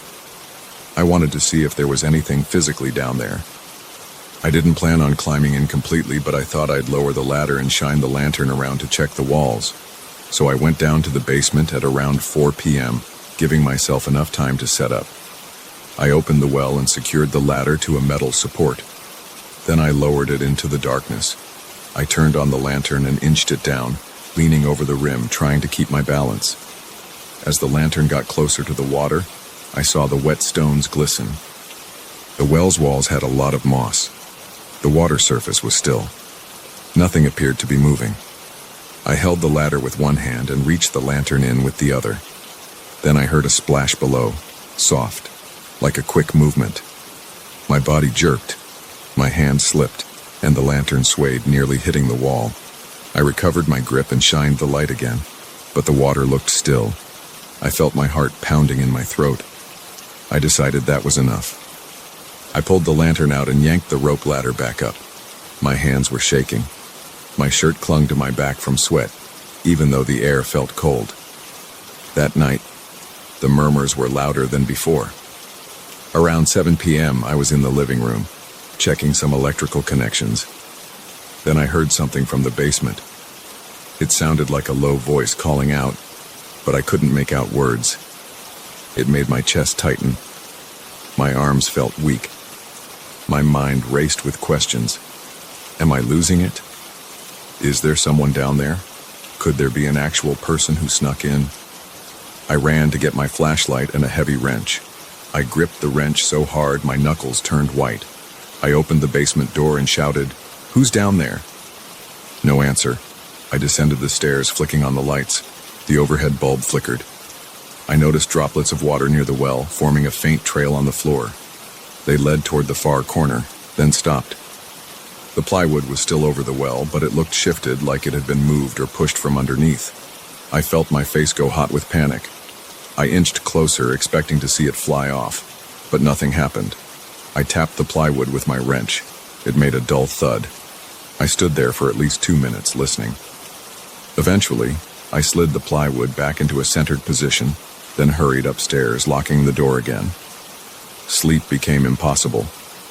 My nights turned into tense waits for the next sound or the next sign that something was moving down there. Even when I tried earplugs or music, I felt vibrations through the floor. I sat up in bed, clenching my jaw, feeling my pulse in my neck. My arms and legs felt jittery. Sometimes I couldn't keep my hands steady enough to handle simple tasks, like using the phone. I made sure to keep every door locked, but I kept thinking about the fact that something might be able to move through the house from below. The idea made my spine tingle. On the 10th day after discovering the well, I decided to seal it again. I bought fresh mortar and heavy slabs of stone. I was determined, but as soon as I set foot in the basement that afternoon, I felt a strong sense of pressure in my chest. My hair stood on end. I stepped up to the well, grabbed the plywood, and flung it aside. I knelt down and started to apply mortar around the rim. My hands wouldn't stop shaking. I spread it thick, then placed a new stone cover on top. While I was pressing it into place, I heard those faint whispers from inside the well. I couldn't understand them, but they sounded urgent. My breath came in short, sharp bursts. I hammered the stone down, sealing the edges, mixing more mortar to fill every gap. When I finished, I backed away and waited. The mortar needed to dry. I stood there silently for a long time, waiting to see if the stone would shift, or if I would hear something break through. The basement stayed quiet, but the quiet felt wrong. There was a sense of tension, like a held breath. That night, I still heard the trickle of water through the floor, but it was more distant. I braced myself, expecting the murmurs to return. They came at around 6 p.m. They were muffled, like they were behind a thick wall. The floor vibrated slightly under my feet when I went to check the basement door. I didn't go down there. I just stood at the top of the stairs, feeling my legs tremble. The steps looked dark, and the light switch was at the bottom. I didn't want to risk it. I could imagine the stone cover sliding off again, or cracks forming in the mortar. I imagined a wet hand gripping the rim. My throat felt dry, and I swallowed hard. I told myself I wouldn't check. I'd stay upstairs. If it stayed sealed, maybe it would stay buried. Over the next few days, the murmurs persisted in the late afternoons. I'd stand against the basement door, listening, with my heart pounding. The water sounds came and went. I kept seeing small water stains on the basement ceiling, like droplets trying to seep through. I left them alone. Sometimes I'd hear a soft scraping, like stone against stone, but I never opened the door. Eventually, I started sleeping at a motel in town, avoiding the house at night. It was the only way I could calm my racing thoughts. Now, it's been a week since I fully sealed the well. The noises haven't stopped completely. Every time I step into the house after sunset, I notice that damp chill. The basement door feels colder, and sometimes I swear I hear a faint tapping from below. I double-check the mortar every morning, and it seems intact. But I know it's there, whatever it is, waiting. I'm afraid that if I stay here too long, I'll start hearing it in my head again. I haven't let anyone else come in to see it. I don't want them to question what I've done, or try to open the well again. I might sell this place once I finish basic repairs. But deep down, I know that well is sealed in a hurried, anxious way. And I'm not sure how strong my job was. Sometimes at dusk, I stand in the kitchen and feel the floor beneath me vibrate. I feel my stomach twist in knots. My skin goes clammy. I picture wet hands gripping the stones and pulling upward. And the worst part is that I have no clue what might happen if those hands make it all the way to the top.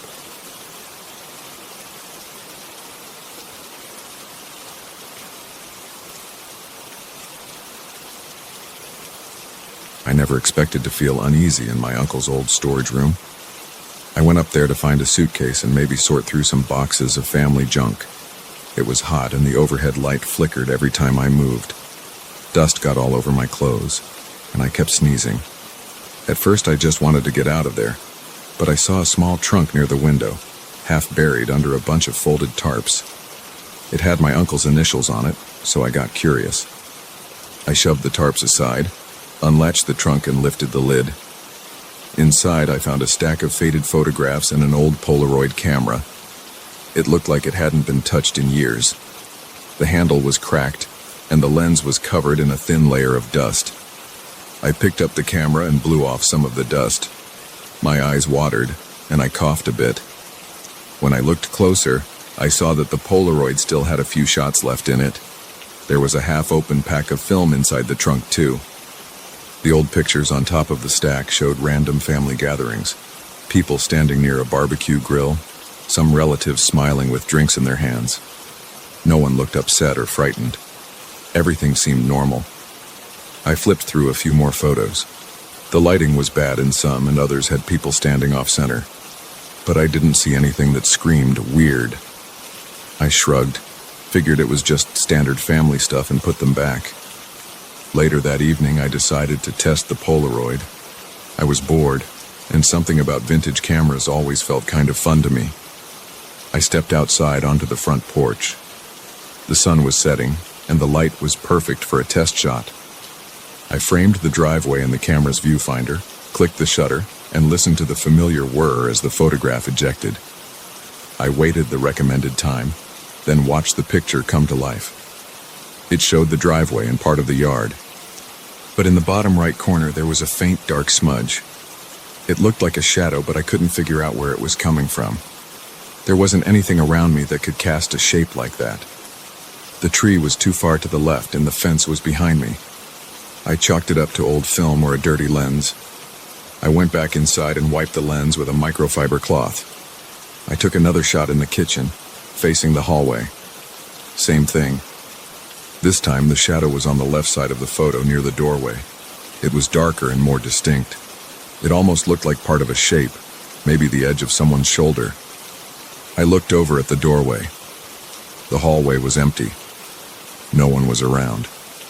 My uncle was downstairs watching TV, oblivious to what I was doing. I looked at the picture again. The shadow shape was still there, plain as day. My neck started itching, and I felt a little lightheaded. I told myself it was just some odd reflection. I decided to test the camera in a few different lighting conditions. Over the next hour, I took about 4 more photos.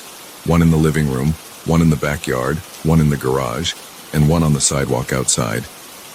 In every photo, I saw a strange shadow off to one side or in the background. Each time it looked darker, almost like it had some mass. I couldn't see a face, but it was shaped like a person. It freaked me out. I rubbed my arms and felt the hairs standing up. I pulled out the old photos from the trunk and started examining them under a lamp in the living room.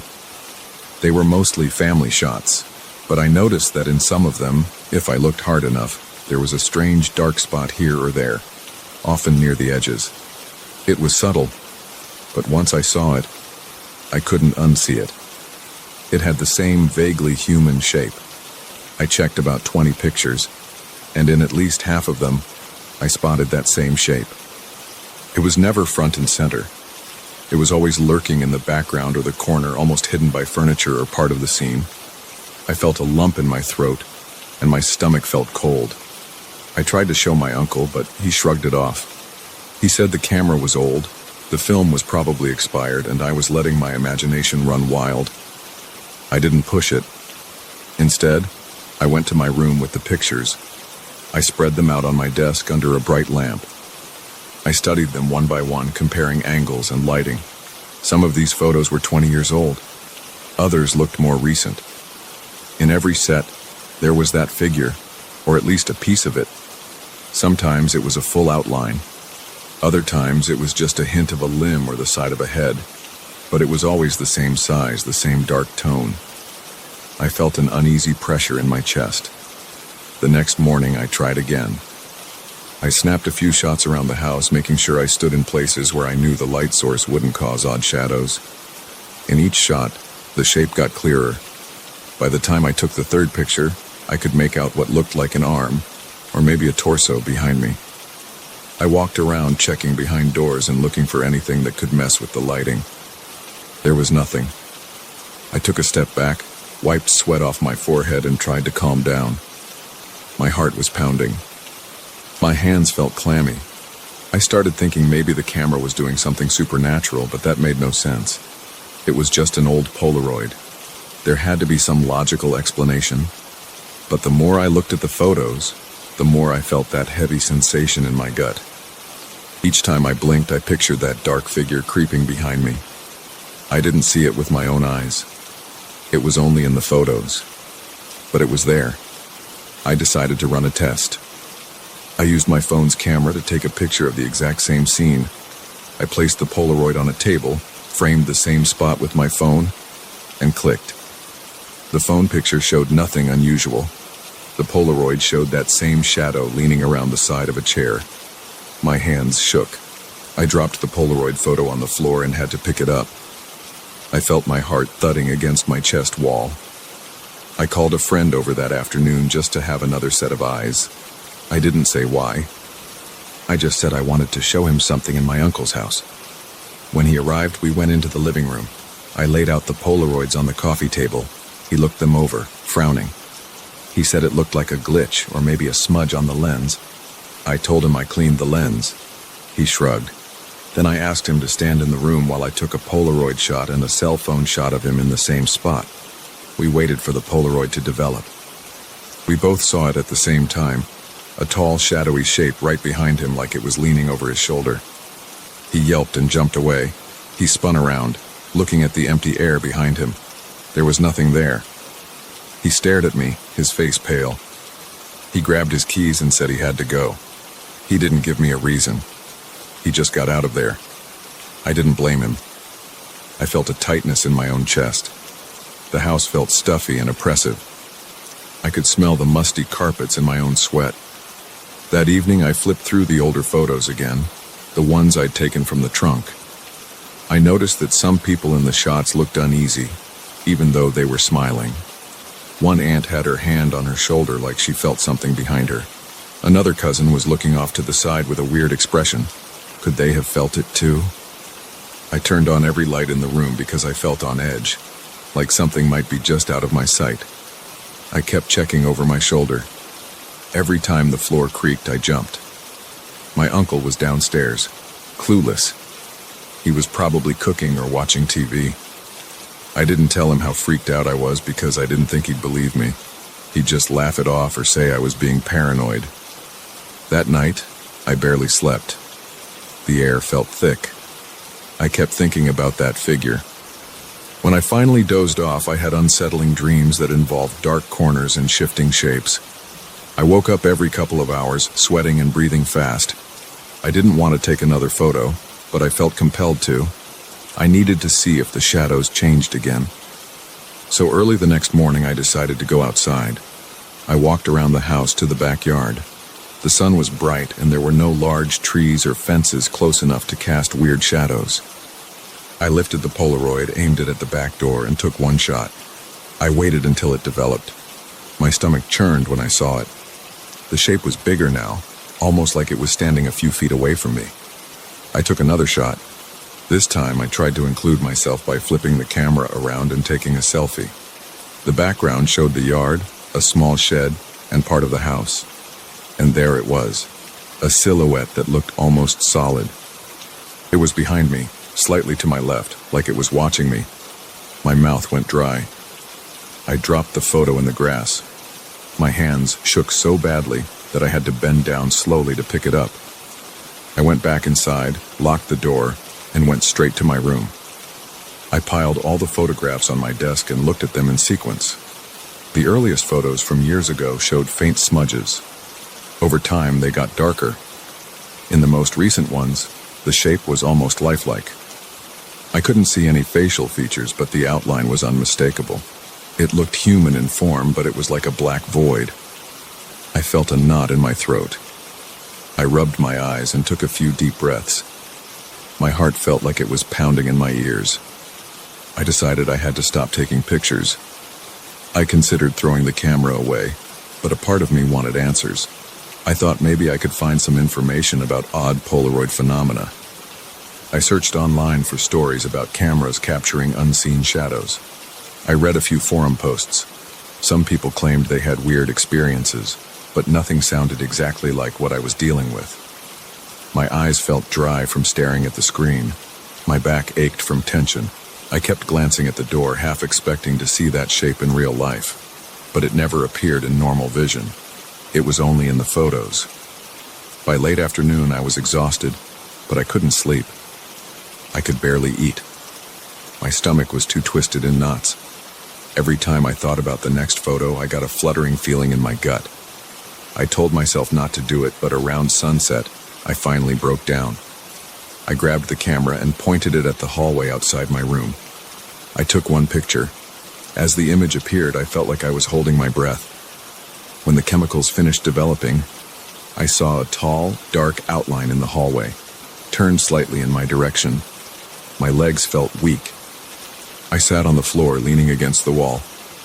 The hallway was empty in real life, but the photograph showed otherwise. The shape looked closer than ever.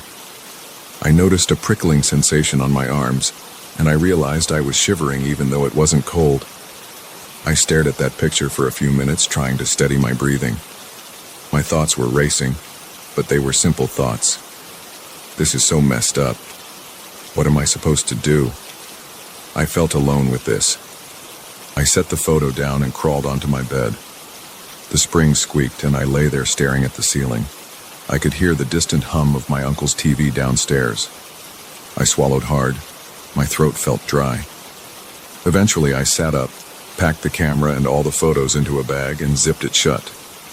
I didn't know where I would store it or what I'd do with it, but I didn't want it lying around in plain sight. I had this overpowering sense that I needed to distance myself from it. My hands trembled as I sealed the bag. I walked downstairs. My uncle was dozing off in his recliner. I could see the TV flickering. I told him I was heading out for a while, maybe to clear my head. He didn't look away from the TV, just nodded. I left the house, went to my car, and placed the bag in the trunk. I locked it. Then I just sat in the driver's seat with the engine off, thinking about nothing and everything at the same time. I felt a tightness in my chest. My pulse throbbed in my neck. I checked the rearview mirror, half expecting to see a shape behind me. Of course, there was nothing. Still, I couldn't shake the feeling that it was around me somehow. I stayed in the car until the streetlights came on. After a while, I turned on the ignition and drove. I didn't know where I was going. I just needed to move, to get away from that house, that camera, those photos. My thoughts were jumbled, and my shoulders ached from tension. My jaw hurt because I had been clenching my teeth. I drove for maybe half an hour, then pulled into an empty parking lot. I stared at the passing headlights on the street. I thought about tossing the camera in a dumpster or leaving it by the side of the road, but a weird sense of responsibility stopped me. I didn't want someone else to pick it up and start seeing those shapes. I felt stuck. Eventually, I decided to head back. My uncle was still in the recliner, snoring lightly. I went upstairs, shut my bedroom door, and sat on the bed. I thought about what I'd seen, the constant presence of that shape in every photo, the way it was always closer to the subject over time. I couldn't prove anything, but I knew what I saw. The shadows in those old family photos weren't random. That shape was always there, lingering at the edges. Now that I had started taking new pictures, it seemed to grow bolder, more defined. I had no idea what it wanted or why it was showing up, but I knew it was real, at least in some sense. I'm still not sure what to do next. I'm not taking any more pictures. I don't plan to look at the old ones again. Right now, the camera is locked away where I can't see it. I can't shake the feeling that the shadows are still around, whether I photograph them or not. But I'm trying to put it out of my mind. I can't ignore what's there in black and white, though. Every time I close my eyes, I see that silhouette. It's right behind me, just out of reach, waiting for me to take another photo. And I won't. I don't think I can handle seeing it any clearer than I already have. So that's my story. I found an old Polaroid. I took some pictures, and now I know there's something lurking in those images, something that's been around my family for a long time. It's enough to keep me from ever snapping another shot again.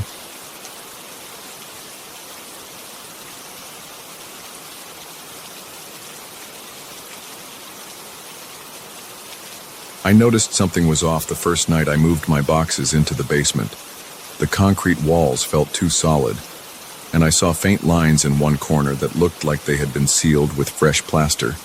I had no reason to suspect anything dangerous at first. I assumed it was just a patch job from some past repair. I turned on the overhead light, set down a few boxes, and thought I caught a reflection from behind a shelf. When I pulled the shelf away, I saw a narrow window frame that had been painted over, almost like someone tried to hide it. It didn't make any sense. This side of the basement faced the backyard, but I knew the ground outside was solid cement. I scratched at the paint with a pocket knife and felt an odd bump around the edges. The glass beneath the paint felt firm, and it made a low creaking sound if I pressed on it. There was no reason for a window to be there. It should have opened onto nothing but dirt and concrete. I felt uneasy, but I told myself it was just an old house with strange quirks. That night I woke up to a rhythmic tapping sound. I had no idea where it was coming from. I checked my bedroom. Nothing was out of place. The tapping kept going, so I walked down the hall, then downstairs, and ended up in the kitchen. The noise got louder when I headed for the basement door. My stomach felt tight. I reached for the light switch next to the basement steps. The overhead bulb flickered, but it stayed on long enough for me to see the bottom of the steps. The tapping stopped as soon as I reached the basement floor. I scanned the area. It was cramped, and I could smell the musty odor of old boxes and damp concrete. My heart was beating fast. I heard a small click coming from the corner with the sealed window. I stared at it, waiting for some explanation in my head. Then I noticed a dim glow around the edges of the frame. I hadn't left any lights on. The overhead bulb had a dull yellow glow, but this was different. It had a white, flickering hue. It was like a tiny flashlight shining from behind the paint. I walked up to the frame and leaned in. The glow faded. For a second I figured maybe I was imagining it. Then it flickered again, as if someone on the other side was switching it on and off. My breath caught in my chest. I stood there for at least a full minute, not moving. The tapping was gone, but my mind raced. I tried to peel more of the paint away, but the window didn't open. It was sealed shut around all the edges. When I pressed my ear to the glass, I didn't hear anything. The window felt cold, like a refrigerated surface, but the temperature in the basement wasn't that low. I went back upstairs, feeling unsettled. I locked the basement door. I tried to convince myself it was an electrical quirk, maybe some reflection off a neighbor's light, though that made no sense with the window's location. Still, I went to bed. The next day, I took a closer look at the outside wall. The part of the yard where the window should have opened was covered by a thick concrete foundation. There was no sign of any cutout or old window well. It was a solid gray expanse. I knocked on the surface. It sounded dense. There was nowhere a window could fit behind that. I shook my head, turned around, and decided I would ignore it for now. I had things to do, and the idea of a hidden window felt like a strange bonus quirk of an older house. That evening, I was reading in the living room when I heard a metallic clatter from below. It sounded like someone slammed a metal object on concrete. I put down my book and stared at the floor. I wondered if a pipe had burst or if some tool fell off a shelf. I wasn't even sure I had any metal tools down there yet. My hands felt unsteady as I opened the basement door. I flipped the switch and the light stayed on this time. As I walked down, I heard something scrape across the floor.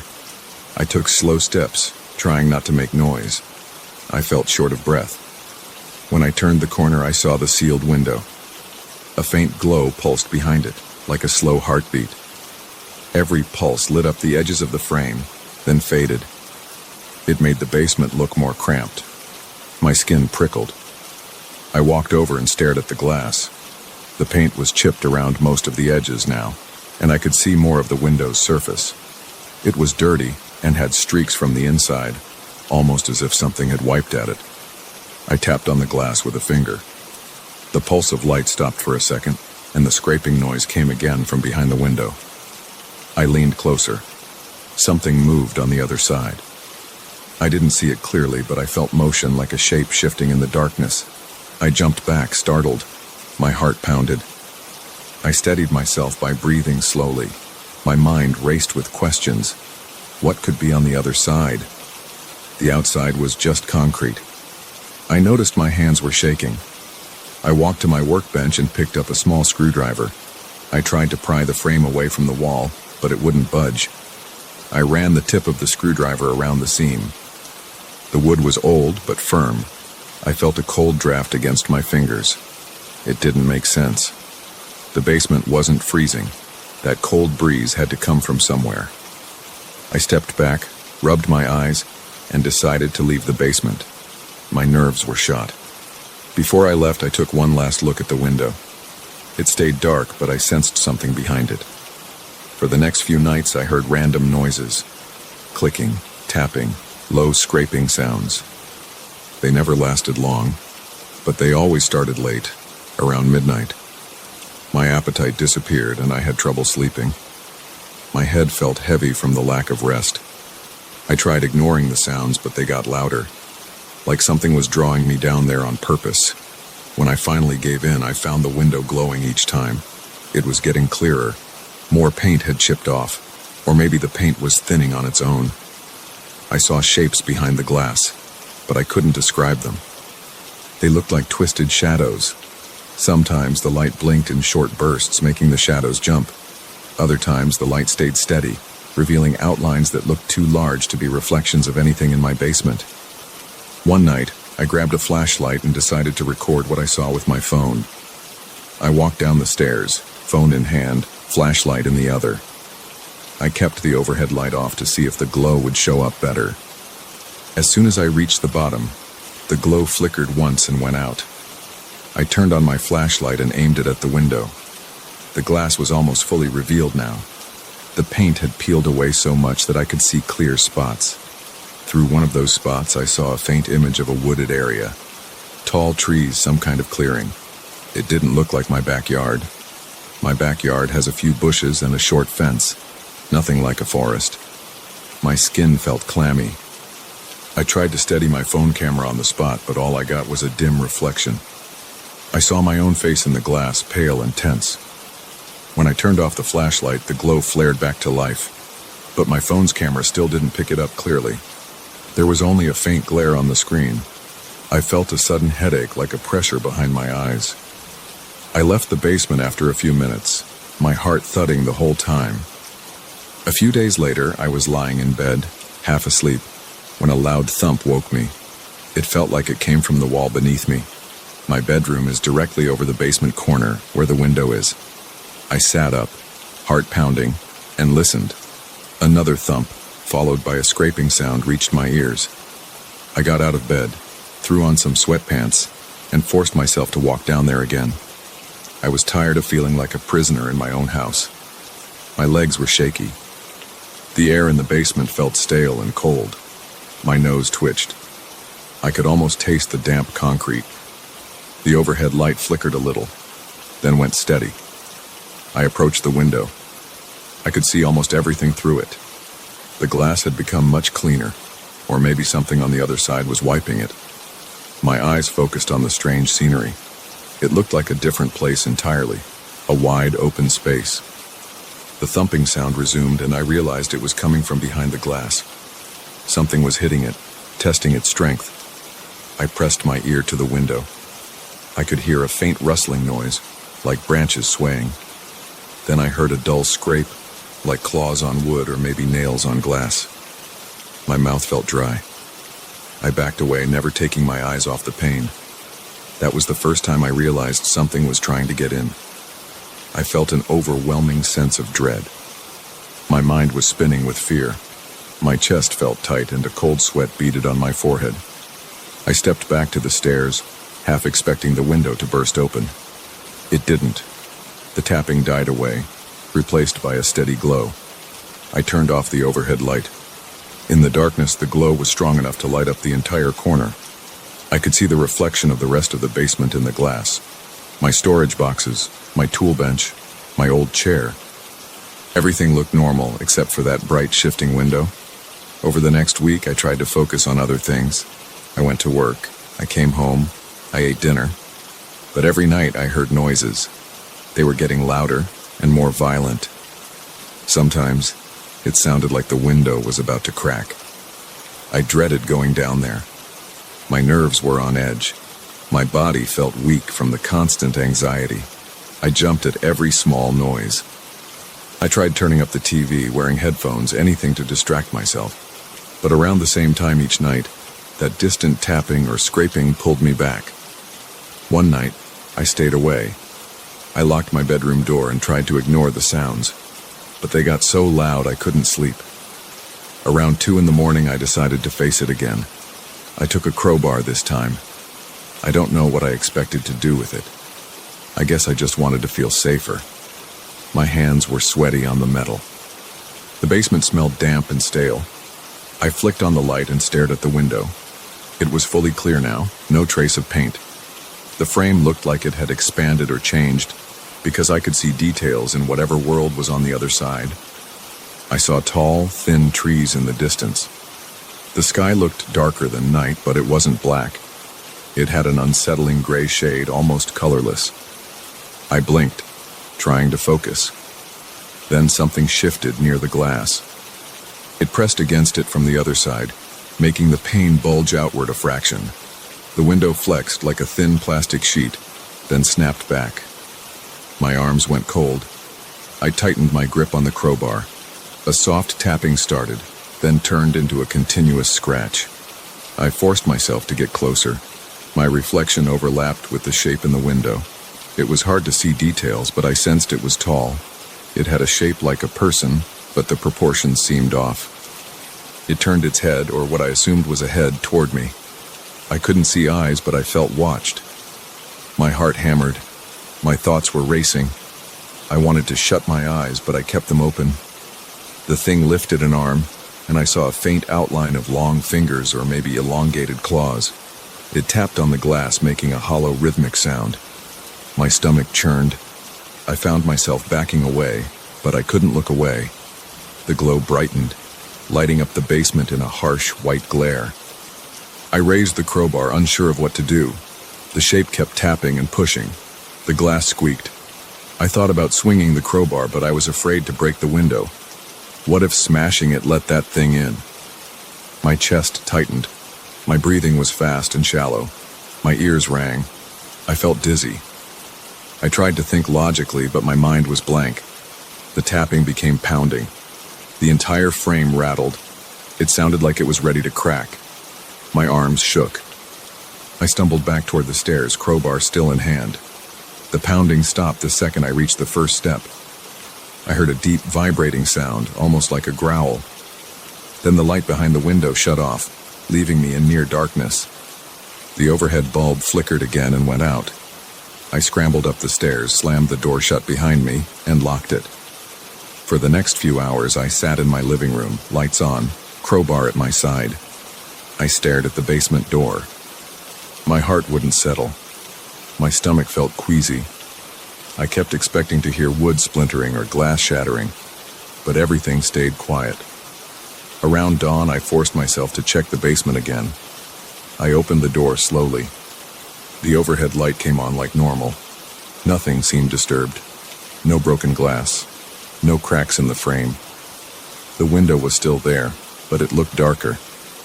I stepped closer. The glow was gone. I saw only my reflection in the dusty glass. My eyes looked sunken from lack of sleep. I tapped the window gently, half expecting it to react. Nothing happened. I leaned in, trying to see that strange landscape. It was gone. I only saw the faint shape of my basement reflected back at me. I walked outside to the backyard, searching for any cracks or openings in the foundation. It looked normal. The wall was solid, no sign of damage. I felt a wave of relief, but it was mixed with confusion. The night before was real. I heard those sounds. I saw that shape. I decided to cover the window permanently. I dragged a heavy cabinet from the garage and placed it in front of the frame in the basement. It blocked everything, at least from my sight. I thought maybe if I ignored it, it would go away. I tried to sleep in my bedroom again. I kept the basement door locked. I still hear tapping at night, though it's quieter now. It doesn't last as long, and sometimes I can barely tell if it's real or my imagination. But I know it's still there, behind that window, pressing closer each night. I feel the vibrations in the walls. The cabinet seems to shift an inch or two each morning, as if something pushes from inside. I haven't had the courage to move it again. I can't forget the sight of that tall shape, or the eerie glow behind the glass. I can't ignore the feeling that something is still trying to cross over. When I walk past the basement door, I pause and listen. Sometimes I hear nothing. Other times I hear a faint scratching. My body tenses. My mouth goes dry. I keep walking, pretending I don't notice. That's where I am now, living day by day, trying to keep it out of my thoughts.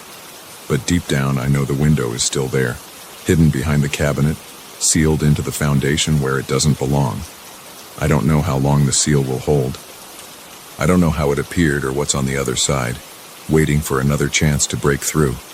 Every night I brace myself for the next round of tapping and scraping, and every morning I wake up relieved that nothing has shattered. At least not yet. But I can't shake the feeling that the next time it glows, that thing might finally find a way in. And if it does, I'll be here, crowbar in hand, hoping I'm strong enough to keep it out.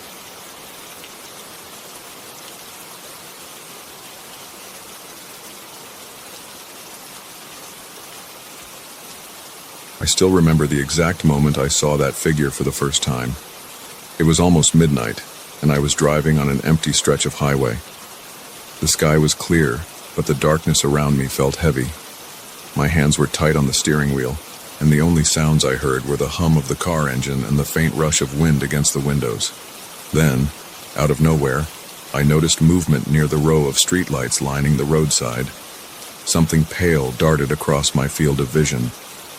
I hit the brakes so hard my seatbelt dug into my collarbone. When I looked again, I saw nothing but flickering light and the long asphalt road ahead. I stepped out, hoping to find a person or maybe a stray animal, but the silence outside felt thicker than the darkness. No footprints, no rustling in the bushes, no sound of another car. Just me, my car, and the faint buzzing of the streetlights. I stood there for a minute, my pulse thudding in my ears. Then I got back in, shook off my nerves, and drove away. But I couldn't stop replaying that moment in my head. The next day I tried to brush it off. I told myself it could have been exhaustion or my eyes playing tricks. I went about my morning routine, ate a quick breakfast, and tried to stay busy. But that night I decided to drive the same route again. I claimed it was a shortcut, though I knew it wasn't. I just wanted to confirm I hadn't imagined the whole thing. I felt a knot in my stomach as I passed the same stretch of highway. My eyes flicked from one streetlight to the next, waiting to see that shape. And then it happened again. This time the figure appeared a bit closer. It moved fast, almost gliding from one pool of light to the next. It was translucent, or at least partially see-through. It had the outline of a person, but I couldn't make out any details. No face, no clothes, just a shape. It vanished as soon as I slowed down. I pulled over and grabbed my phone. I opened the camera and pointed it at the place where I'd seen the figure. The phone's screen showed nothing but darkness and the slight glow from the streetlights. My heart pounded, and my mouth went dry. I walked up and down the side of the road, hoping to catch any sign of a presence, footprints, a breeze, something. I heard my own breathing. The longer I stood there, the more I felt like I was being watched, even though I couldn't see anyone. After a while, I gave up and drove home, my head buzzing with the memory of that shape. I couldn't get rid of the image. That was when my obsession started. I told myself I needed proof. I planned to record everything the next time it appeared. So the following evening, I set up a small camera on my dashboard and used my phone to take notes. I spoke into the phone, describing the route, the time, and what I expected to see. My voice sounded shaky, even to me. I stayed vigilant, scanning every shadow and every flicker of light. But that night, nothing showed up. I drove all the way to the next town and back. Not a single sign of the figure. I reviewed the footage later, and it was just me cursing under my breath whenever I hit a pothole. I tried again the next night. Same gear, same plan, same lack of results. The figure didn't appear at all. 3 more nights went by with no sign. I started doubting myself. Maybe I really had imagined it. Maybe I was under too much stress. But on the 5th night, I left the camera rolling as usual. I kept my eyes on the road, and suddenly, there it was again. That faint shape, slipping between 2 lampposts. My heart kicked into overdrive. I eased my foot off the accelerator and glanced at the camera screen, but nothing appeared there. All I saw on the live feed was the road and the lights. I looked back at the road itself, and the figure was still there, closer than before. It was like it was watching me. As soon as I parked the car and reached for my phone, it vanished. I replayed the recorded footage and saw absolutely nothing unusual. No flicker, no blur, no sign of anything. I couldn't let it go. I had to figure out what was happening. I started keeping an audio diary. Whenever I drove at night, I'd record my voice describing what I saw. I'd say things like, "It just appeared near the 5th street light from the turnoff," or "It moved to the other side of the road in a split second." But whenever I tried to switch to video, the figure never showed up in real time or on playback. It was driving me crazy. My sleep schedule got messed up because I kept thinking about it. During the day, I'd go back to that spot, but everything looked normal under the sun. Just a dull highway, a few weeds near the edge of the pavement, and some cracked asphalt. Nothing out of the ordinary. I kept going back night after night. Each time the figure got a little bolder, showing itself for an extra moment or stepping a bit further into the road before disappearing. I started to wonder if it was trying to lure me out of the car. Sometimes I would park and walk around, checking the ditches and the area behind the guardrails.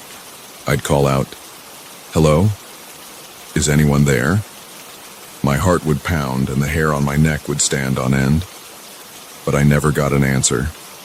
I touched the cold metal of the guardrail, feeling my palms sweat as I gripped it. The wind occasionally kicked up dust, and every time it did, I'd tense up, thinking something was about to appear behind me. After a few weeks of this, I began to feel like I was losing my mind. I told a friend about it, and he laughed it off. He said I should lay off caffeine and stop driving so late. I tried explaining the details, but the more I talked, the more I felt like a raving lunatic. Eventually, I stopped mentioning it to people. I just kept my notes and audio logs to myself. I listened back to them, hoping for clues. I'd hear my own shaky breathing or the hum of the engine, but the figure never made a sound. One night, I decided to bring better equipment. I borrowed a high-end camera from a coworker who used it for filming local events. I didn't give him the full story, just said I wanted to record some nighttime scenery. He handed it over with minimal questions, so I mounted it on the passenger seat with a tripod, set to record continuously. I also used a separate audio recorder I'd picked up from a pawn shop. I felt prepared. I told myself that this time, I'd catch the figure on video, no matter what. I even placed a couple of external battery lights outside the car when I parked, hoping they'd illuminate the area better. That night, I saw the figure 3 separate times. The first time was around the same spot it usually appeared, near a cluster of lampposts. I slowed down, stared directly at it, and felt my skin prickle. My chest got tight, and I could hardly breathe. Yet when I glanced at the camera's screen, there was just the empty road. It was so frustrating I nearly punched the dashboard. The second time it appeared a few minutes later, darting across the street a few car lengths ahead of me. I swerved, my tires squealing on the asphalt. I slammed on the brakes and felt my heart hammering. Again, I checked the camera. Nothing. The third time I was parked and scanning the area on foot. I felt something behind me. I spun around, and there it was, about 10 feet away, standing near a flickering lamppost. I could see its outline clearly. I reached for my phone, but as soon as I turned the camera on, the lamppost stopped flickering and the figure vanished. My breath was coming in shallow gasps, and my hands shook. I reviewed my high-end camera footage later. It showed nothing but me talking to the air, shining my flashlight around. At that point, I was deep into this mystery. I couldn't stop. It was like an itch in my brain that wouldn't go away. I started sleeping in the afternoon so I could be out there at night. My back seat was piled with extra flashlights, batteries, cables, and memory cards. I kept telling myself maybe I needed a second set of eyes, but I was also scared to bring anyone else along. What if they thought I was crazy? Or worse, what if they saw nothing at all and confirmed I was imagining everything? The figure showed up more frequently as time went on. Sometimes I could barely catch a glimpse of it before it disappeared. Other times it stayed long enough for me to blink and wonder if it was real. It was always silent. It never touched me or spoke, but it felt aware. It felt like it was studying me. I started to sweat even in the cool night air. My stomach cramped up and I'd get sudden headaches. I kept telling myself I wasn't scared, I was just anxious. But inside I knew I was terrified. I didn't know if it was a ghost or some kind of weird light reflection, but it felt real enough to make my hands tremble every time I turned onto that stretch of highway. My life outside of this routine started falling apart. I was late to work. I missed social events. My apartment became a mess of half-eaten food and camera gear. I'd wake up every afternoon feeling disoriented, and the first thing I'd think of was that shape. I wanted answers. I tried researching local legends but found nothing relevant. I checked old newspaper archives but only saw stories about accidents on different parts of the highway. None of them matched my exact location, and I wasn't finding any mention of an apparition. It was just me and my obsession. One night I arrived earlier than usual, right after dusk. I parked in a small gravel turnout near the cluster of streetlights and set up a few cameras. I positioned them at different angles, hoping that if the figure showed up behind me, at least one lens would catch it. I had a handheld camera ready too. Then I sat in my car and waited. The night was silent except for the distant sound of insects. My hands were clammy. My neck felt stiff because I kept twisting around to check all the spots outside my windows. After almost 2 hours, I got out. I walked along the edge of the road, shining my flashlight in a slow arc. My heart pounded with every step. When the figure finally appeared, it was closer than ever. I froze. It stood maybe 6 feet away from me, just off to the right of a flickering lamp. The shape had no features, but I could see it more clearly than before. It was as tall as an adult, and I sensed it was watching me. My throat felt tight and my skin crawled. I lifted my handheld camera, pressing the record button. But at that exact moment, the figure faded. I stared at the empty space, my flashlight beam slicing through the darkness. I looked at my camera's display. It showed nothing but grainy footage of the lamppost and the gravel on the ground. I felt a rush of frustration so strong I nearly threw the camera down. I wanted to scream. For the next hour, I searched the whole area on foot. I circled back to the car several times to check my other camera feeds. All of them just recorded me wandering around, sometimes shining my light into the lens by accident. No sign of the figure. I felt like a fool, stumbling around in the dark, chasing something that refused to be captured. My palms hurt because I'd been gripping my flashlight too hard. I made the drive home that night feeling drained. My chest felt hollow and I was shaky from the adrenaline. The next day, I called in sick to work. I lay in bed staring at the ceiling, replaying the night's events in my mind. I knew I'd have to go back. It wasn't even a question. I needed a breakthrough, proof that I wasn't hallucinating. In some twisted way, I wanted confirmation that this thing existed. That evening, I packed an overnight bag, deciding I'd stay out on that stretch of road as long as it took. I arrived around 9 p.m. The highway was empty except for the occasional car passing by in the distance. I set up 2 cameras on tripods, one facing the road, the other angled toward the fields behind the guardrails. I turned on the wide-angle setting so I could cover more ground. I also wore a small body camera clipped to my jacket, hoping that if the figure came close, maybe the lens would catch something. I walked up and down for a while, stepping carefully on the gravel. The air was still. I could feel my heart thudding every time I saw a shadow move. Midnight came and went. I was tired and my feet ached, but I forced myself to stay alert. Around 2 a.m., I saw the figure again, running between 2 streetlights farther down the highway. My chest tightened. I broke into a jog, trying to follow it. The figure vanished, and I almost tripped on a pothole. When I got to the spot, there was nothing. I checked my body cam. All I saw was my shaky footage of the ground as I ran. I cursed under my breath, fighting back the urge to throw my equipment. A wave of anger and confusion swept over me. I felt tears in my eyes, but I blinked them away. I refused to leave. I stood there, panting, scanning the darkness. That's how it's been ever since. I still can't prove that what I'm seeing is real. Part of me wonders if I'm going insane, chasing shadows on a lonely highway. Another part of me thinks maybe this thing is toying with me, appearing only when I can't record it. My eyes itch from lack of sleep. My back hurts from all the nights spent in my car, but I keep coming here night after night, camera in hand. telling myself that eventually I'll catch it on tape or figure out its purpose. Every time I stand on that stretch of road, I feel a rush of cold air at my back like someone stepped too close. I spin around expecting to see the figure. Sometimes I do, just for a heartbeat. Other times, it never shows itself at all. I'm trapped in this cycle of anticipation and disappointment. But I can't seem to walk away. I can't ignore the memory of that translucent shape gliding between the streetlights, beckoning me further into the darkness. And so I keep coming back, hoping that one night I'll find a way to break this spell. Until then, I'll be here on this lonely road, chasing a silent shape that refuses to be recorded, wondering if it's real or if I'm just losing my mind.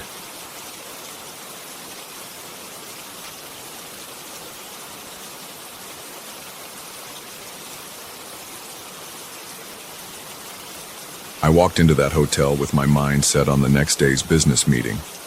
I didn't care about local gossip or old rumors. All I wanted was a bed, a desk, and a reliable Wi-Fi connection. But the desk clerk stared at me with a concerned look and said, "We only have one room left. It's room 213. I shrugged. I'd stayed in plenty of old hotels, and the big chandelier in the lobby looked secure enough. I signed the papers, grabbed my key, and headed toward the elevator without thinking twice. That was my first mistake. When I stepped off the elevator, the hallway felt colder than the lobby. The lights on the ceiling gave off a yellow glow, and parts of the corridor were dim. I saw old wallpaper peeling near the baseboards. The floor creaked under my shoes.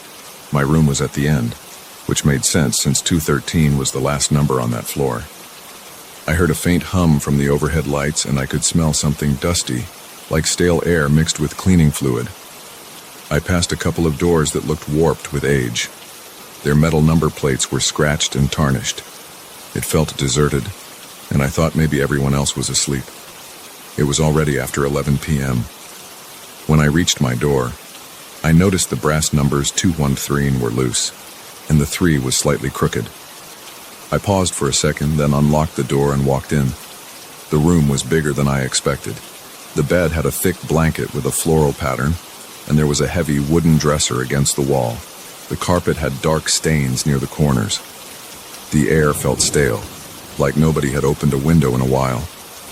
I flicked on the overhead light, and it buzzed for a few seconds before it settled. The walls had an old-fashioned floral print that matched the bedspread.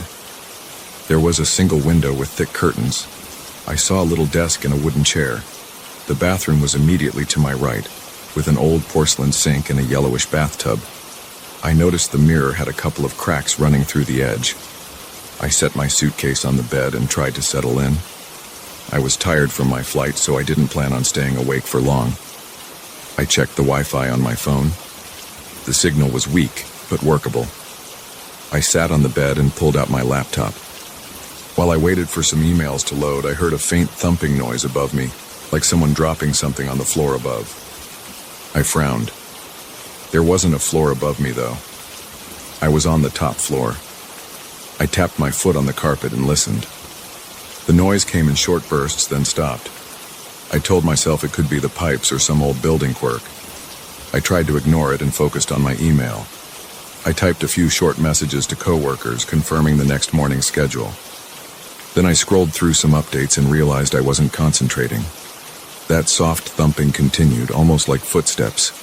It seemed to move back and forth. At one point, I almost swore I heard a muffled scrape, like a chair being dragged across the floor. I set my laptop aside and stood up. The room was quiet except for that strange movement above me.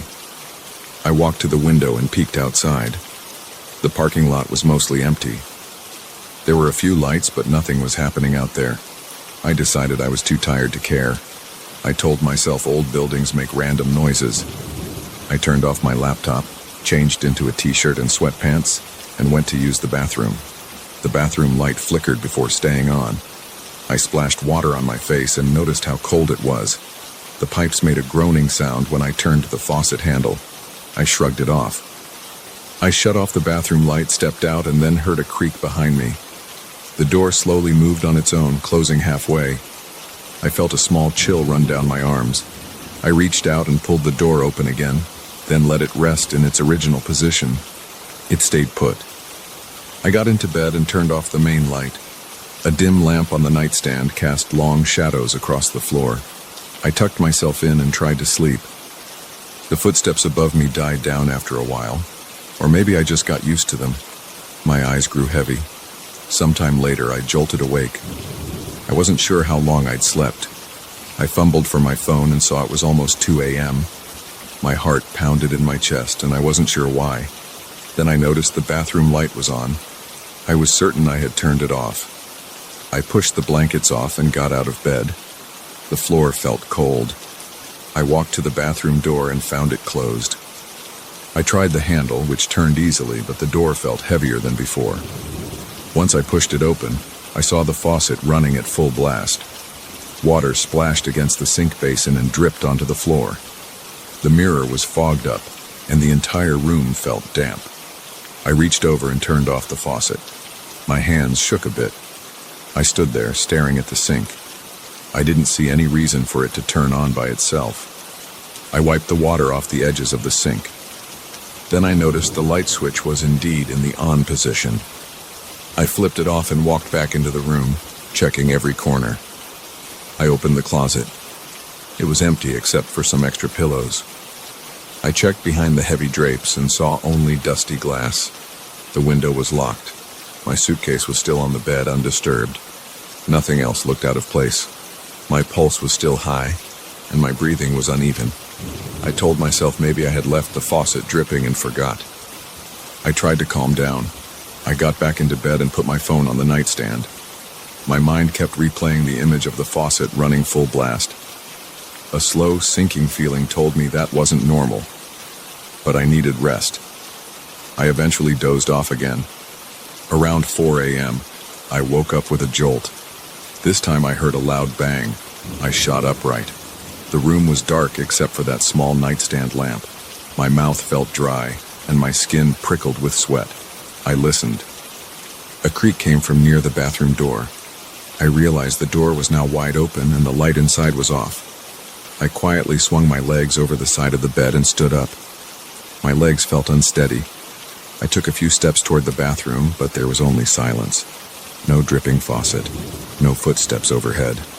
I stood there for a moment, feeling my heartbeat in my ears. Then I heard another thump in the corridor. I thought maybe someone was out there. I rushed to the door and looked through the peephole. The hallway was empty. I pressed my ear against the door but heard no voices, no movement. I stepped back and shut off the lamp. The darkness pressed in, and I regretted turning off that light. After a moment, I flicked it back on. I didn't want to stand in a pitch-black room. I barely slept the rest of the night. At some point, I fell asleep sitting up. When morning came, I woke with a stiff neck. I checked the bathroom. It was dry. No lights were on. The mirror had those same cracks along the edge. My reflection looked haggard. I brushed my teeth, got dressed in my business suit, and prepared to leave the room. Before I stepped into the hallway, I had a sudden thought. What if I just checked out now? But my meeting was at 9 a.m., and I had nowhere else booked. It was also a hassle to find another hotel with availability on short notice in this old town. I decided to suck it up. I left the room and closed the door behind me. Downstairs, the morning shift clerk was a different person. She asked if everything was okay. I forced a smile and said it was fine. I grabbed a quick coffee and a muffin from the lobby breakfast area. As I was about to leave, I overheard a conversation between two guests. They were whispering about room 213 and how it was known for strange occurrences. I perked up and wandered closer, pretending to check my phone. One guest said he had stayed there years ago and heard what sounded like someone banging on the walls at night. The other said there were rumors about the room being haunted. I felt a knot form in my stomach. I decided I wouldn't share my story. I needed to keep a clear head for my meeting. I spent most of the day in a stuffy conference room across the street. My presentation went well, but I couldn't stop thinking about the weird events in that room. After the meeting ended, I debated finding another place to stay for the night. But my boss had prepaid for this hotel, and I didn't want to cause trouble. I figured I'd survive one more night. Still, I wanted answers. I talked to a few co-workers who were also staying in the same hotel. One man said he'd overheard staff talking about the room at the end of the hall, but he had no details. Another co-worker joked that maybe I should just stay out late so I'd be too tired to notice anything. I laughed uneasily. When I got back to the hotel around 7 p.m., the lobby lighting made the place feel more welcoming. There were guests milling around, and the staff seemed busy. I saw the same woman from the morning shift at the front desk. I walked up to her and asked, "Is there something about room 213 I need to know?" She hesitated, then shrugged. She said, "It's an older part of the building and some guests mention odd noises, but I don't have any official record of problems."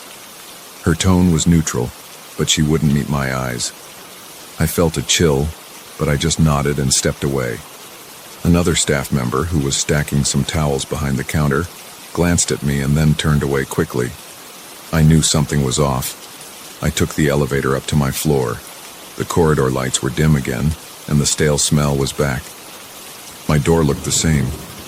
I unlocked it and pushed it open, half expecting something out of place. The bed was made, the garbage had been emptied, and the window curtains were drawn. The old, musty smell hung in the air. I sighed, dropped my briefcase near the desk, and loosened my tie. My phone buzzed with a text from a coworker asking about dinner. I decided to meet him in the hotel's small lounge area. I spent about 2 hours downstairs, drinking a couple of beers and talking about work. When I mentioned the weird noises I'd heard, my coworker shrugged. He said, "This place is old, man. Maybe the floors just creak."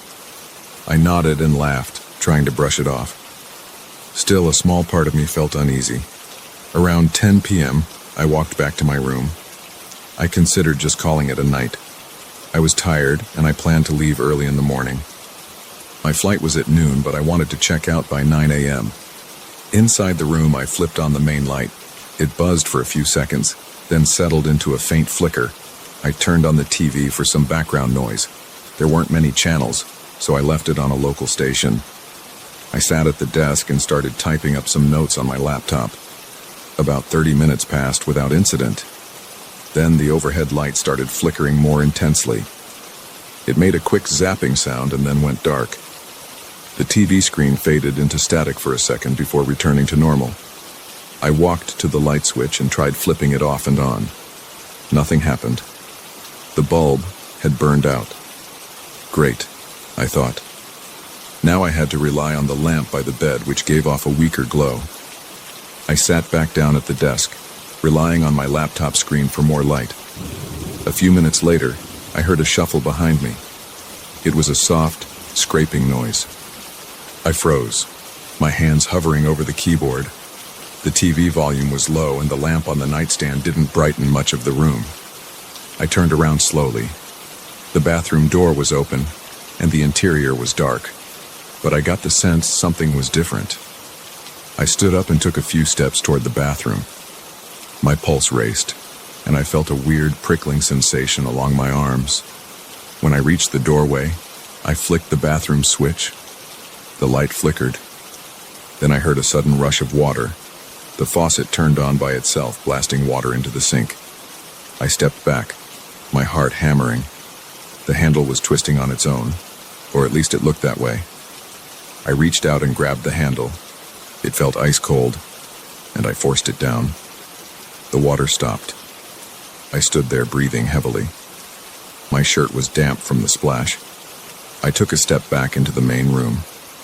Then I heard a creaking sound directly overhead. It moved across the ceiling like someone pacing. A quick set of thumps followed, then a scraping noise. I clenched my fists and looked up, but I only saw the old ceiling. Dust floated in the faint light from the lamp. At that moment, I told myself I wasn't staying here another minute. I grabbed my suitcase, started throwing clothes inside, and zipped it shut. I packed my laptop. My hands were trembling, and I felt a knot in my stomach. I kept thinking about how there was no room above me. That was the top floor. Yet I kept hearing footsteps. I didn't want to see what else would happen in the middle of the night. As I reached for the doorknob twisted in my hand. almost like it was resisting. I yanked it and the door opened with a loud squeak. The hallway outside was dark. One light near the elevator flickered. I dragged my suitcase behind me and pressed the elevator button. The old metal doors took a moment to open. The corridor felt colder than before, and I heard a faint whisper of movement behind me. I glanced back at the door to room 213. It stood half open, like it was waiting. The overhead lights hummed, and my stomach churned. I stepped into the elevator as soon as the doors opened. Once inside, I jabbed the L button for the lobby. I wanted to be out of there. The elevator rattled on the way down. My mind replayed the faucet turning on and the footsteps above me. I told myself I'd stay in the lobby for the night if I had to. When I reached the lobby, the night clerk was dozing off at the front desk. I walked over and said, "I need to check out, right now." The clerk gave me a puzzled look. He said, "Our system might not be able to process that until morning." I said, "I'll pay cash. I don't care. I'm not staying here another minute." He eyed me for a second, then started typing. It took a while for him to figure out the system. While he did that, I heard footsteps behind me. I turned around, but nobody was there. The air felt thick, like a storm was coming. The clerk sighed and finally said, "You're good to go, but you won't get a refund for tonight." I didn't care. I slid my card over. He processed the payment. While I waited for the printer to spit out a receipt, I noticed a slight flicker in the lobby lights. The big chandelier above the front desk swayed. The desk clerk glanced up, then looked at me with a nervous expression. I grabbed my receipt and nodded a quick thanks. I left the building without looking back. Outside, the air felt chilly. I rolled my suitcase toward my car, which was parked in a dimly lit corner of the lot. My hands were shaking. I got in, slammed the door, and locked it. The engine started on the first try, and I backed out of the space. In my rearview mirror, I saw the tall silhouette of the hotel behind me. One of the windows at the top floor looked dark. I floored the gas, focusing on finding a motel or anywhere else I could sleep safely. I didn't care if it was a cheap roadside place without decent Wi-Fi. I just needed distance between me and that old building. I spent the rest of the night at a small chain motel off the highway. It wasn't fancy, but it felt normal. No flickering lights, no footsteps above me, no faucets turning on by themselves. I tried to relax, but my mind raced. I thought about how real those sounds and movements were. It wasn't my imagination. Something was off about that room, and I didn't want to know the details. I never told my coworkers what really happened. The next day, I hopped on my flight and got back home. But even now, when someone mentions an old hotel, my stomach tightens. I remember the flickering lights, the footsteps overhead, the bathroom door moving on its own, and that faucet blasting water for no reason. I remember how my heart pounded and how my hands shook. Room 213 was a place I never want to see again. That's all I can say. I checked out before sunrise and I have no regrets. I'd rather lose a night's room fee than spend another hour in that place.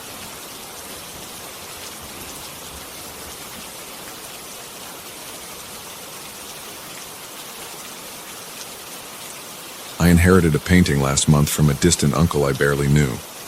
I didn't even realize he was still alive when the lawyer contacted me. I was surprised to get anything, let alone a painting. I remember standing in my living room, looking at the package. It was wrapped in layers of thick paper and bubble wrap. The lawyer had mentioned it was an old portrait. He didn't say much else. At first I was just curious. Then I felt a bit uneasy. The package had a strange smell like a damp basement, but I ripped off the wrapping and pulled the painting out. It showed a figure shrouded in darkness, the face half hidden in shadows. I couldn't tell if it was a man or a woman. The shape was just there, staring forward, mouth curved in a slight smile. I put it on the table. I didn't hang it up right away because I wasn't sure if I even liked it. The next day, after work, I decided to take a closer look. The figure's eyes were barely visible. The edges of the painting looked worn. The frame had small scratches and a few missing bits of wood. I realized it might be old and valuable, so I thought about keeping it somewhere safe or maybe even getting it appraised. As I studied it, though, I felt an odd discomfort. It was like that hazy figure was looking directly at me, even though I couldn't see its full face. The hair on my arms stood up. I told myself I was just imagining it. I set the painting against the wall in my living room. I sat on my couch, turned on the TV, and tried to forget the whole thing. That night, I slept fine. But when I woke up in the morning, I went to get a glass of water from the kitchen. On my way, I glanced at the painting. The mouth seemed a bit wider. The corners of the lips looked more pronounced. I stood there for a few seconds, wondering if I was remembering it wrong. Maybe I hadn't studied it closely enough before. I tried to brush it off. I told myself I was probably mixing up the details, but I felt this tingle in my stomach like a slight twist of worry. Over the next few days, I couldn't ignore it. Every time I looked at the painting, I noticed a change. The smile seemed to be growing. It wasn't a huge grin, but the difference was enough to unnerve me. The figure's eyes also appeared brighter, like they were slowly coming out of the shadows. I started feeling anxious every time I passed by that corner of the room. I had a tightness in my chest. My palms got sweaty when I stood in front of it. I began to leave the lights on when I went to bed, just so I wouldn't wake up to a dark house with that thing watching me. After a week, I'd had enough. I turned the painting to face the wall. I felt a jolt of relief when I didn't see that figure's face anymore. But that night, around 3 in the morning, I woke up with my heart pounding. I was certain I heard a soft scraping sound. My ears were straining in the darkness. I got up, turned on the lamp, and walked into the living room. The painting was still facing the wall, but I felt that same oppressive presence. My breathing was shallow and my hands shook a little. I tried to tell myself it was just my imagination. I went back to bed and stayed awake for hours, staring at the ceiling. The next morning, I took the painting and put it in a closet in the hallway. I placed it so the face was definitely covered by a spare blanket. Then I went to work. All day I felt uneasy. My stomach churned. I couldn't focus on my tasks. I kept thinking about the painting alone in my closet. I pictured it turned around somehow, the figure facing the door. I tried to push the thought away. When I got home, I hesitated before opening the closet. My heart thumped hard in my chest. After a moment, I gathered the courage and opened it. The painting was still in the same spot. The blanket was still over it. I felt a wave of relief, but something in me urged me to check underneath the blanket. I did, and that same smile was there. It felt even bigger than before.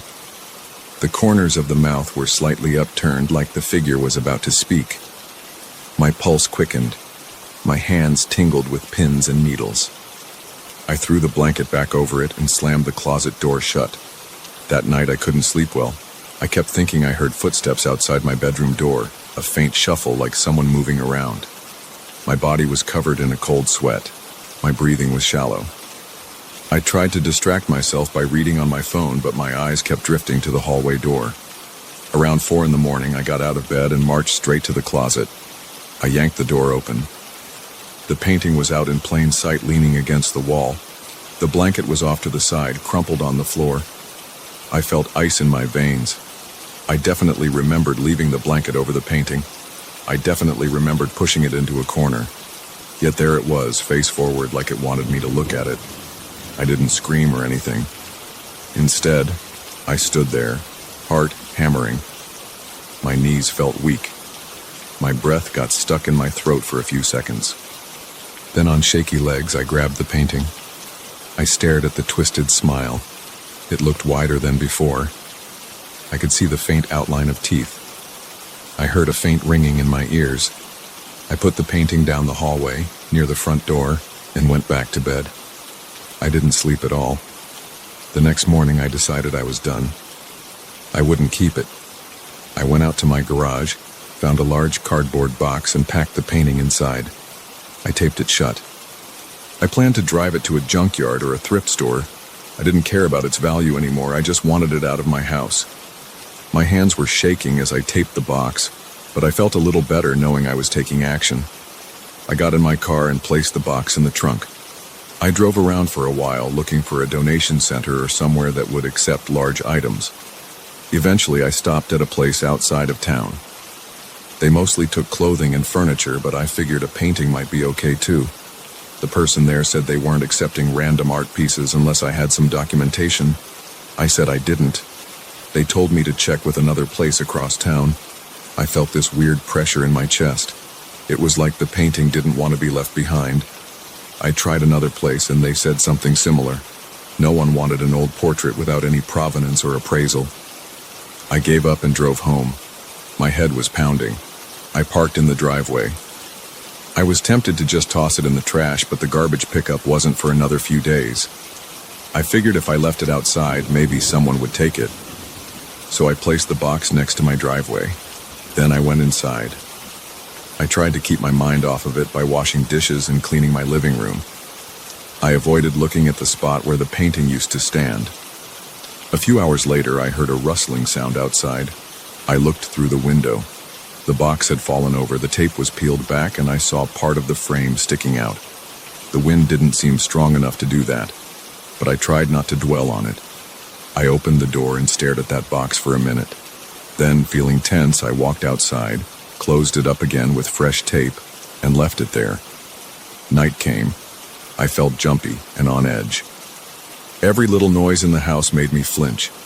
I tried to watch a movie to distract myself, but my mind kept drifting to that box outside. Eventually, I decided to check. It was around midnight. I opened the door, stepped onto my porch, and looked at the driveway. The box was gone. There was no sign of it anywhere. I felt a rush of relief. I actually smiled. I thought maybe someone took it, maybe some trash picker or a curious passerby. I went back inside and locked the door. I slept better that night. The next day, I woke up feeling lighter. I got ready for work, made coffee, and left. Nothing seemed out of place. I almost forgot about the painting by the time I got off work. But when I came home, I noticed something strange.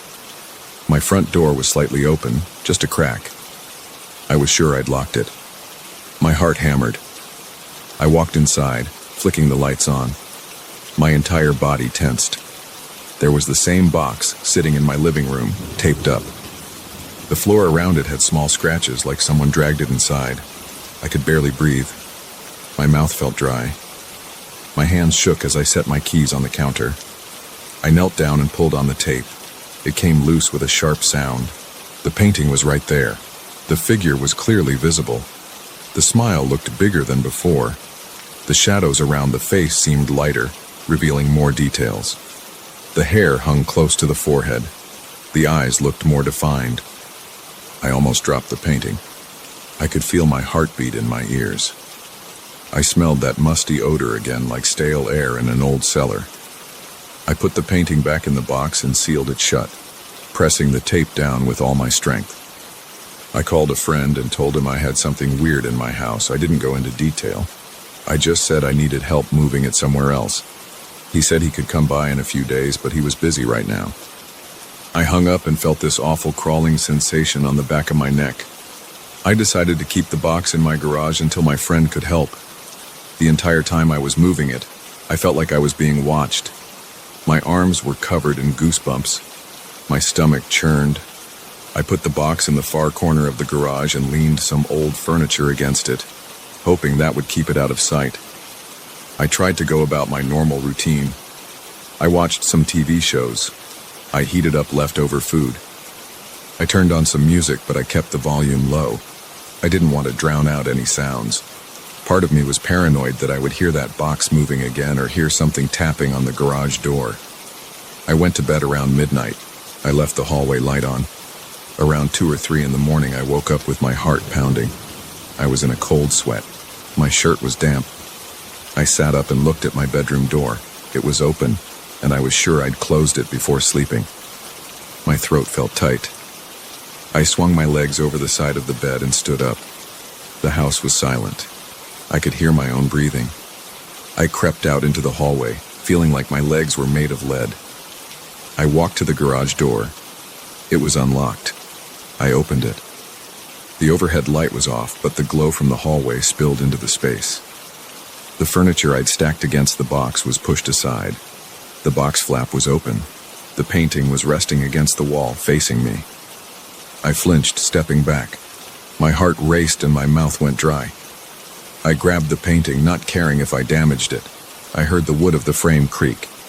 The smile on that figure was huge, like it stretched too far across the face.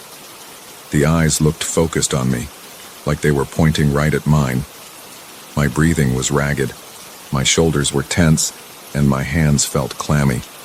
I carried the painting into the house, not sure what else to do. I felt dizzy, like I might pass out. I leaned it against the living room wall, face out. I don't know why I did that. I stood there staring at it, trembling. My arms felt weak.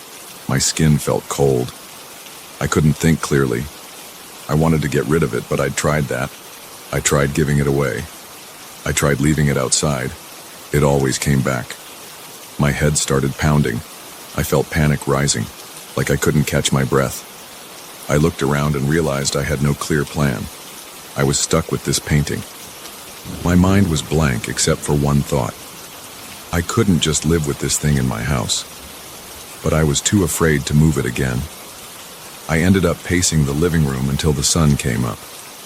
Every time I passed by the painting, I felt those eyes following me. When dawn arrived, I opened the windows, hoping some fresh air would clear my head. The painting didn't move. It stayed there, that grin fixed on its face. The paint looked almost wet, but it was completely dry to the touch. I didn't hear any voices, I didn't see it shift in real time, but I sensed it. I felt it every second. Now, I keep the painting in a spare room with the door locked. I shoved it inside and slammed the door. I can't bring myself to destroy it. I don't even know if that's possible. Every so often I hear a tiny creak or a faint shuffle in that room. It makes my skin crawl. My friend is supposed to come in a few days, but I don't know what he can do. I can't think about anything else. My pulse races at the slightest noise. My neck is stiff and I'm always rubbing at my arms to stop the chills. I jump when the phone rings. I jump when a car passes by. I have no idea how this will end. All I know is that every time I see that painting, the figure's smile looks wider, and I feel less and less in control of my own home. I'm terrified and I can't escape it. It's here with me, and I don't know how to make it leave. I just pray it won't keep changing. But deep down I know it will, and I don't know what that smile will look like tomorrow.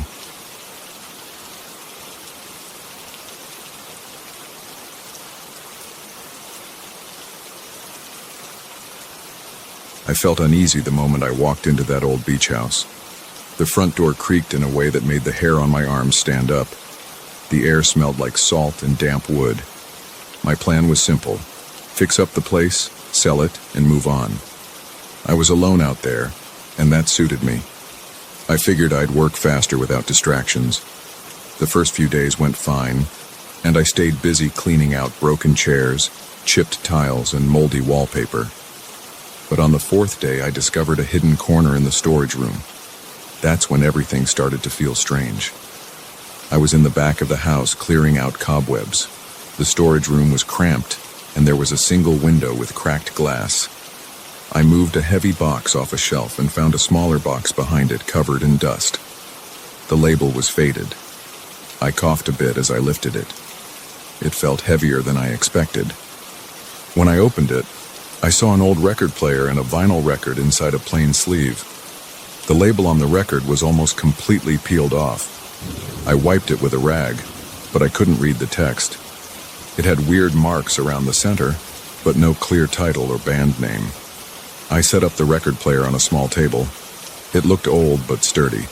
The turntable turned when I plugged it in, and I felt a kind of curiosity.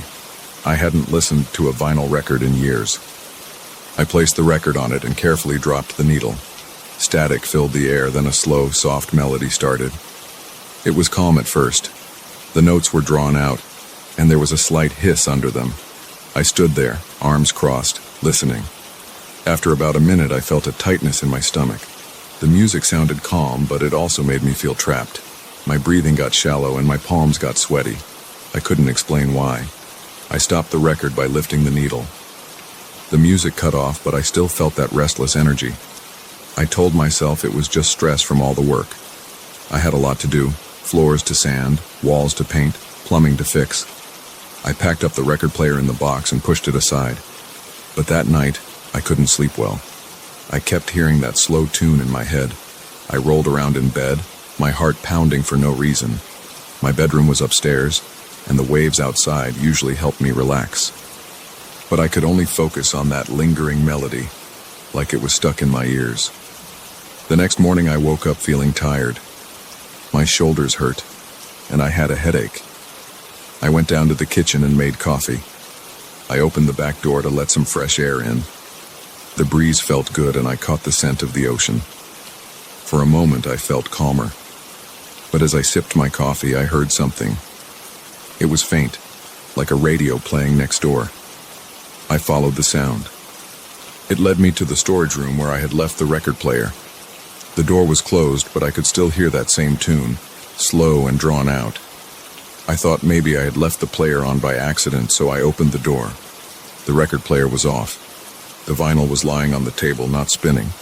The needle was lifted, yet the music was still playing. It was so soft I could barely make it out, but it was there. I stood there, feeling my chest get tight. My hands were shaking, and I felt a chill on the back of my neck. Then it stopped. Complete silence except for the distant sound of the waves outside. I told myself it was just my imagination. Maybe I was overly tired. I gathered my tools and forced myself to focus on the tasks for the day. I replaced some cracked tiles in the bathroom and painted the hallway. I listened to the radio on my phone, trying to drown out any stray thoughts. The day passed without anything weird happening. By evening, I was so worn out that I went to bed early. Around 2 a.m, I woke up in a panic. My heart was beating fast, and I was drenched in sweat. I thought I heard something on the floor below me. It was a few notes of that same melody, repeating over and over, faint but persistent. I held my breath, listening. My throat felt dry, and my mouth tasted stale. I got out of bed and crept to the top of the stairs. My knees felt weak. I couldn't see anything in the dark. I fumbled for the light switch on the wall. Once I turned it on, the hallway looked normal. The door to the storage room was closed. I stood there, listening. No music. I told myself I had dreamed it. I managed to go back to bed, but it took me a while to calm down. The next day I walked straight to the storage room after breakfast. I decided to get rid of that record. I thought maybe I'd break it and throw it in the trash. It creeped me out, and I didn't want it around.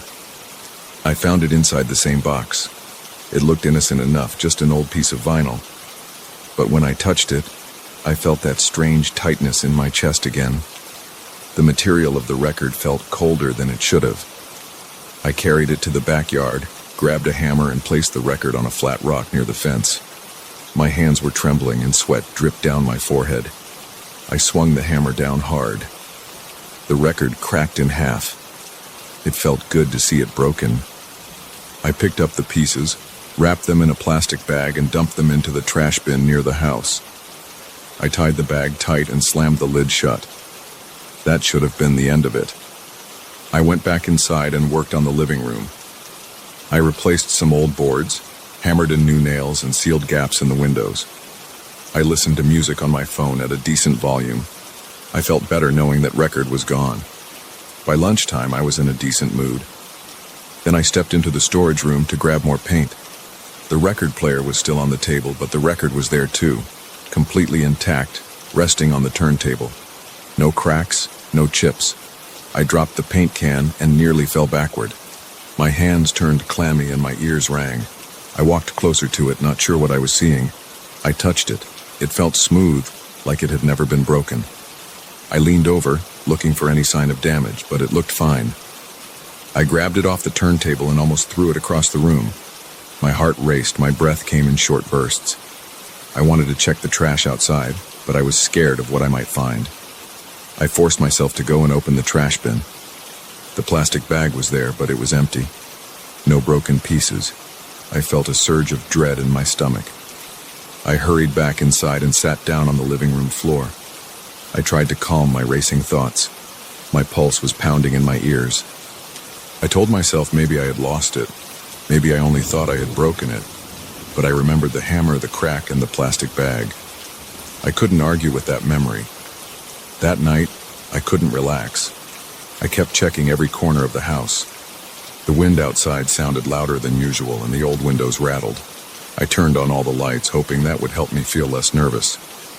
Around midnight, I sat in the living room and tried watching something on my phone, but I couldn't focus. My eyes kept drifting to the hallway that led to the storage room. My breathing was shallow and my muscles felt tense. The house was silent, but I was sure I'd hear that melody any second. I finally got up and went to that storage room again. I wanted to take the entire record player and the vinyl and throw them in the ocean. I turned the doorknob. The room smelled musty and stale. The single bulb overhead gave off a weak light. The record was still on the turntable. My fingers twitched as I picked up the player. It wasn't too heavy, but the vinyl started spinning on its own the moment I touched it. I tried to lift the needle, but my hand jerked back like I got a small shock. Then the melody started again, soft and slow. I could feel the vibrations in my chest, and I felt a wave of nausea rise up. I turned off the power switch, but the turntable kept spinning. I yanked the cord out of the wall. The turntable still turned. The music still played. My throat constricted, and I tried to swallow. My mind went blank with fear. The music was calm, but it felt suffocating. My eyes stung. I dropped the record player to the floor, hoping it would break. It hit the ground, but the music kept going as if the device was still running perfectly. In a surge of panic, I grabbed the vinyl off the spinning platter. The tune stopped. Total silence. The record player lay at my feet, broken into pieces, wires exposed. I stuffed the vinyl under my arm and ran outside with it. My bare feet slapped against the cold floor, and I felt the night air sting my face. The sand was just beyond the back fence, and I headed straight for the water. The moon was out and the ocean looked dark. I ran into the surf until the water reached my thighs. My teeth chattered from the cold. I hurled the record as far as I could. It landed with a soft splash and disappeared under the waves. My heart pounded so hard I thought I might pass out. The wind gusted around me, and I shivered. I stared at the water for a moment, then turned back to the house. My clothes were soaked, and my feet felt numb. I went inside, locked the doors, and sat in the living room without turning on the lights. I tried to slow my breathing and tell myself it was over. I sat there for an hour, maybe more. Finally, I went to bed. I woke up early with a stiff neck. I felt a faint pressure in my forehead like the start of a headache.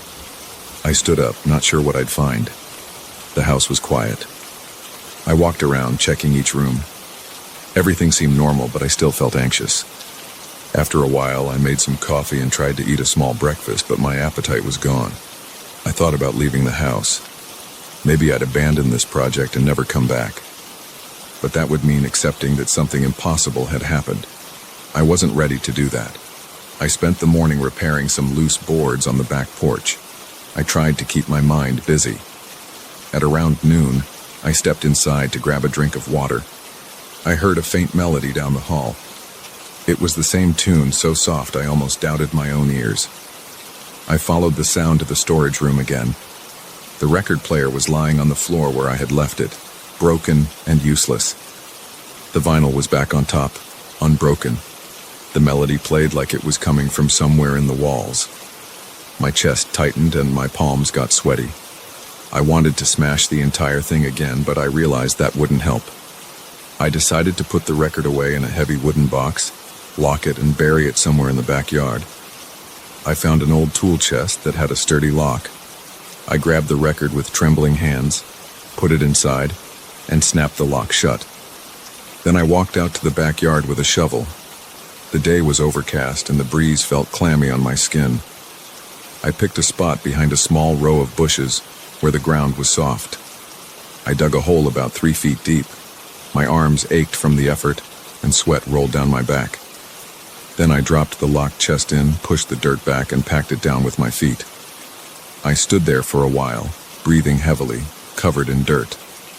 I felt a bit of relief. Late afternoon, I came back inside and washed my hands.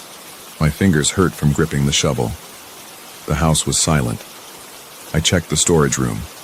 The broken record player was still there, but no record. I nodded to myself, hoping that was the end of it. I sat in the living room and tried to eat something simple. I managed a sandwich, but I was too nervous to enjoy it. My heart rate slowed a little as the sun went down. The house felt calmer. I turned on a small lamp and read a few pages of an old magazine I'd found. Around 10 at night, I decided to go to bed. I slept more peacefully at first, but around 3 in the morning, I jolted awake. The house was dark, but I heard it again. That slow, repetitive tune, drifting through the walls. My mouth went dry and I felt my stomach churn. I got up, grabbed a flashlight, and walked downstairs. My steps were careful. The floor creaked under me. I headed to the storage room, my heart pounding in my ears. The door was halfway open. Inside, the record player was sitting on the table, completely intact. The vinyl spun on it, and the music played at a steady volume. My hands shook so much I dropped the flashlight.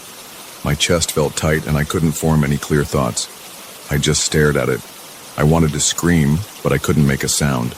The record spun slowly, the needle gliding over the surface. The music felt like it was pressing against my skull, forcing my mind to focus on it. I lunged forward and tried to yank the cord out again, but my arms felt weak. The turntable kept spinning anyway. I realized there was nothing I could do to destroy it. I had broken it, thrown it away, buried it, and it always came back. My heart hammered as I stood there in the dim light from the hallway. I started shaking, feeling sweat bead on my forehead. I walked backward out of the storage room and slammed the door shut. The music was muffled behind it, but still clear enough to notice. I leaned against the wall, gasping for air. I knew I couldn't keep living with that thing in the house. I decided I'd finish my repairs quickly and sell the place as soon as possible. I wasn't going to wait around. I didn't care if I made a profit. I just wanted out. That night, I barely slept. I heard the music until sunrise, sometimes fading in and out, sometimes louder. My nerves were shot and my body felt weak. The next day, I packed up my tools and called a realtor. I told her I wanted to list the house right away, in as-is condition, cheap. I arranged to leave at the end of the week.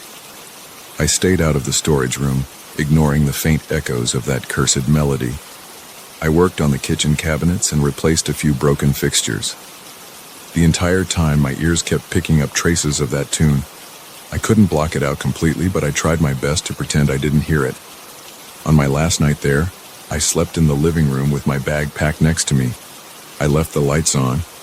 I heard the record again at around 2 in the morning, but I didn't bother to investigate. My hands trembled and I felt tears burn at the corners of my eyes. My head pounded, and I felt a dizzy sensation whenever the melody got a bit louder. I kept waiting for it to stop, but it only faded when the first light of dawn came through the windows. I left that house before noon, not looking back. My final memory as I shut the door was the faint sound of the record player from down the hall, spinning that calm, haunting melody. I felt my stomach clench as I walked to my car. I drove away, my body tense, my mind stuck on those notes. Even now, sometimes late at night, I catch myself humming part of that tune without realizing it. My hands shake when I remember how many times I tried to destroy that record. I have no explanation for what happened in that house, and I don't need one. All I know is I never want to hear that melody again.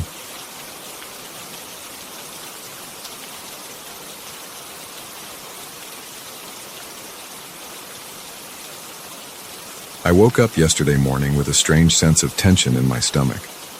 I had no reason to feel that way. My life is quiet and isolated, and I've never had a problem with that. I live alone in a small house at the end of a dirt road, surrounded by trees and a few low hills. I don't have many visitors. I have a routine that rarely changes. I make coffee in the morning. I read old magazines on my porch, and sometimes I drive into town for supplies. Nothing dramatic ever happens here. But I noticed something off last night, and it's been bothering me ever since. I can't shake the feeling that something is wrong in my house. I'll start with what happened. It began when I was brushing my teeth before bed. I usually leave a small window open in the bathroom to let in fresh air. I always hear insects buzzing outside or the distant rustling of leaves. Last night, I heard nothing. I turned off the faucet and waited. I tried to listen more carefully. There was only silence. At first, I assumed it might be a change in the weather or a drop in temperature that kept the usual bugs quiet. I shrugged and went to bed, but I felt uneasy. My mind wouldn't let it go. I've lived here long enough to know how the nights sound. There's always some kind of noise outside.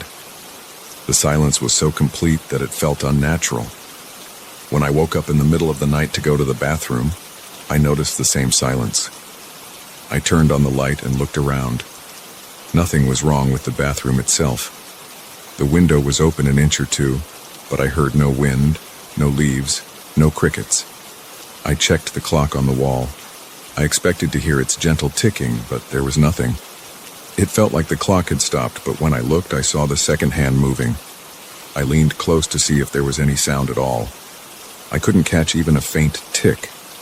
I touched the clock to be sure it was working. It was running fine, but the ticking sound was gone. I walked through the hallway, heading to the living room, and realized I couldn't hear my own footsteps. I felt my feet on the floor, but the usual soft thumps were missing. My heart started to race. My mouth went dry. I had an urge to say something. I wanted to test my voice, but my throat felt tight, and I was too scared to speak. I was afraid nothing would come out. I reached the living room and opened the front door. The air outside felt cold against my face. I stepped out onto the front porch. Suddenly I heard the wind in the trees. The leaves rustled. A couple of frogs croaked near the small pond behind my house. The contrast was shocking. Inside the house there had been complete silence, but outside the world sounded normal. I stood there for a few minutes, confused and tense. My hands trembled. I kept looking over my shoulder at the dark interior behind me. Eventually, I forced myself to go back inside. The moment I crossed the threshold, the silence returned. No sounds of floorboards under my feet, no quiet hum from the refrigerator, no ticking clock. My breathing sounded muted, like I was hearing it from far away. I had never felt so disoriented in my life. I wanted to lie down, but I stayed up until morning, pacing from room to room. Nothing changed. I tried to turn on the radio, but I heard no music, no static, no voice. The display lights worked, so I knew the device was on, but it produced no sound at all. At sunrise, I walked outside again. Birds were chirping in the distance. The sun felt warm and my head felt clearer. I stood there for a while, trying to decide what to do. I rubbed my arms to calm myself down. My chest felt tight, and I took a few deep breaths. I needed to see if the problem only affected the inside of the house. I stepped beyond the fence. Everything sounded normal. I heard my own footsteps on the gravel. I listened to a car passing on the main road about a mile away. It was faint, but I could hear it. Nothing seemed wrong outside the boundaries of my property. When I went back in, the silence swallowed me again.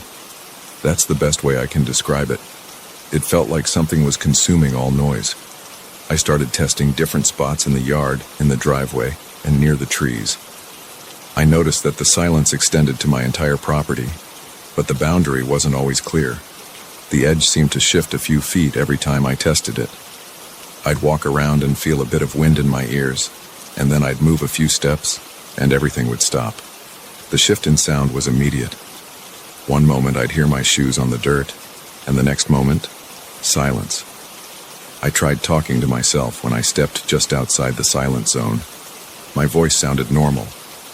Then I'd step into the zone and my voice would vanish. I could feel the vibration in my throat, but I heard nothing. My lips moved, but there was no sound at all. That was when I felt a cold sweat trickle down my back.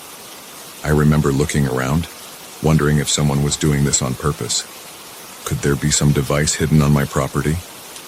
But the place is isolated, and nobody comes here. I also realized no normal technology could strip away sound so completely.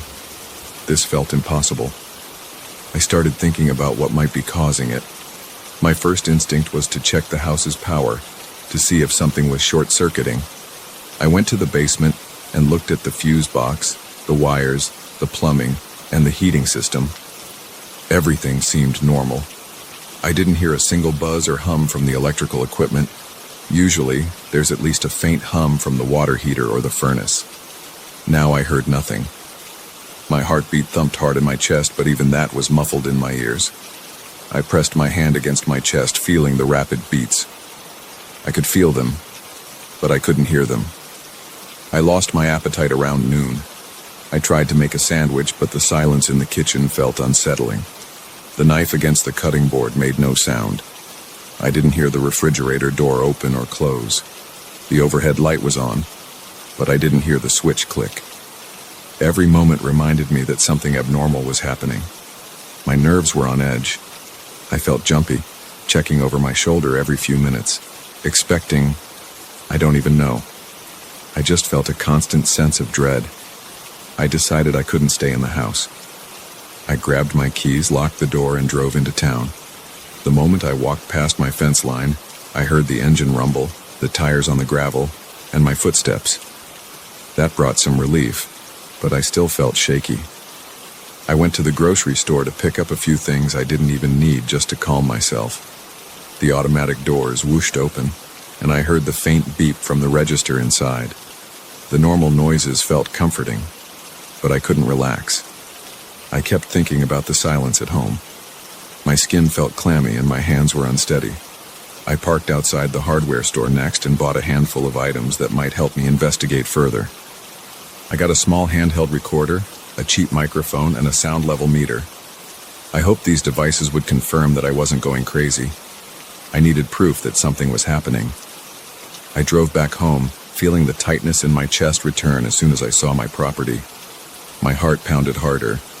I remember standing at the boundary, seeing the tall grass and the trees, feeling the wind on my face, and then stepping forward into total silence again. I set up the microphone right at the edge of the zone. I connected it to the recorder, pressed record, and clapped my hands while standing on the outside side. I played it back. I heard the clapping. Next, I moved inside the zone and clapped again. When I played that back, there was nothing. The recorder picked up no sound at all. I could see the microphone reacting physically to my hand movements, but the playback was empty. I spoke into it, but I heard nothing. I tried tapping the microphone. Nothing. It was like every sound disappeared the instant it was made inside the property. By then, the sun was going down. My nerves were shot. I felt anxious and unsettled. But I forced myself to check the interior of my house again. I turned on lights in every room, hoping I'd see or feel something. I found no sign of disturbance, no footprints other than mine, no damage, nothing unusual except for the absence of sound. Even the smallest actions, like flipping light switches, produced silence. I felt disoriented. My fingertips tingled and my chest felt tight. I had a growing fear that this silent presence was doing more than erasing sounds. I started thinking it might be affecting me physically. My hands felt colder. My mouth felt dry. I felt a pressure in my head that I couldn't explain.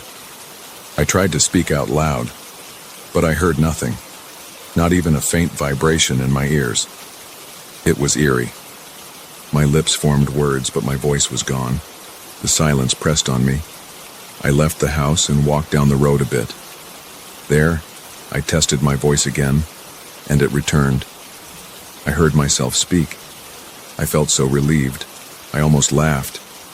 But I was still terrified of what was happening inside. Was it possible that this force could eventually drain me of more than just my ability to make noise? Could it drain my emotions? Could I forget how to feel or how to speak? My throat tightened at that thought. I took deep breaths to calm down, then forced myself to go back inside. I grabbed a flashlight. I checked every corner of every room, searching for some hidden object or sign.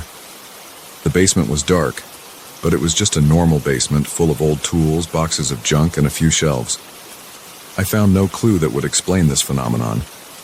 Outside, the frogs croaked and the trees swayed. Inside, everything stayed silent.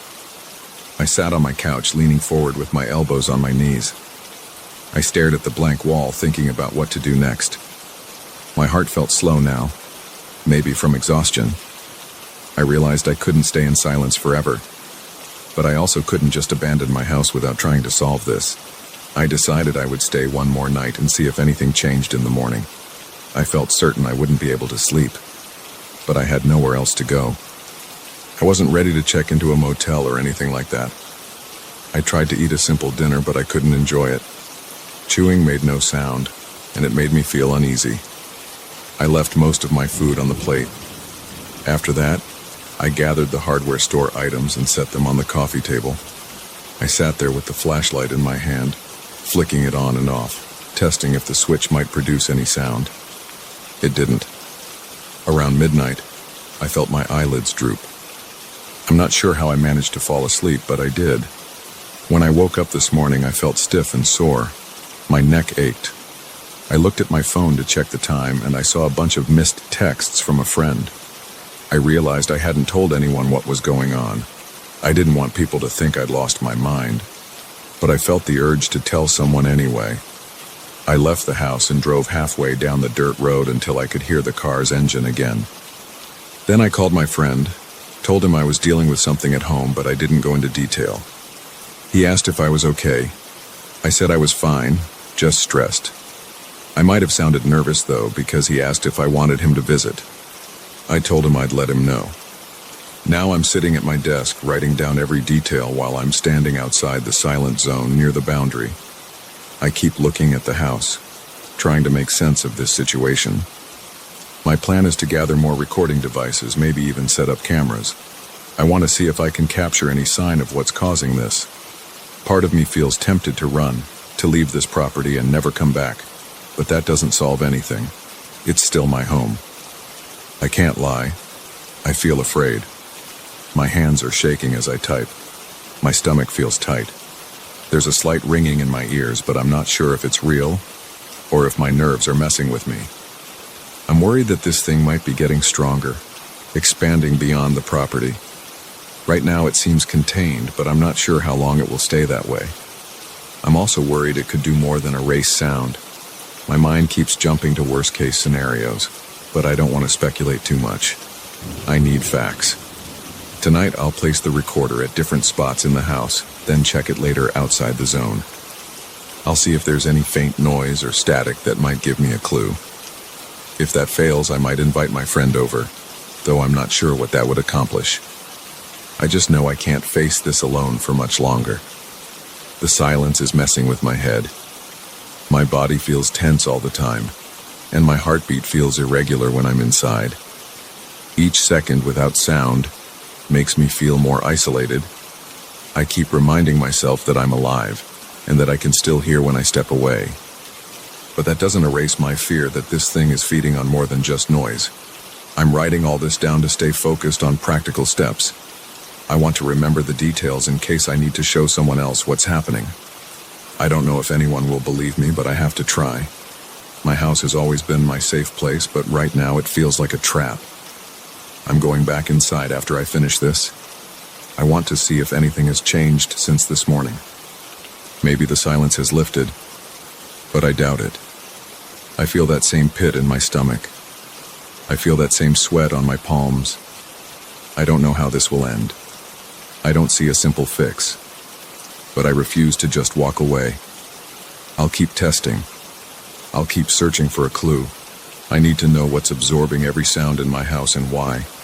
I need to know if it's going to steal my voice permanently. I need to know if I can still feel emotions tomorrow, or if this force will strip that from me too. For now, I'm clinging to the fact that I can still hear my own voice when I stand by the road. That's enough to give me hope, even if I'm terrified. I'm about to head back in.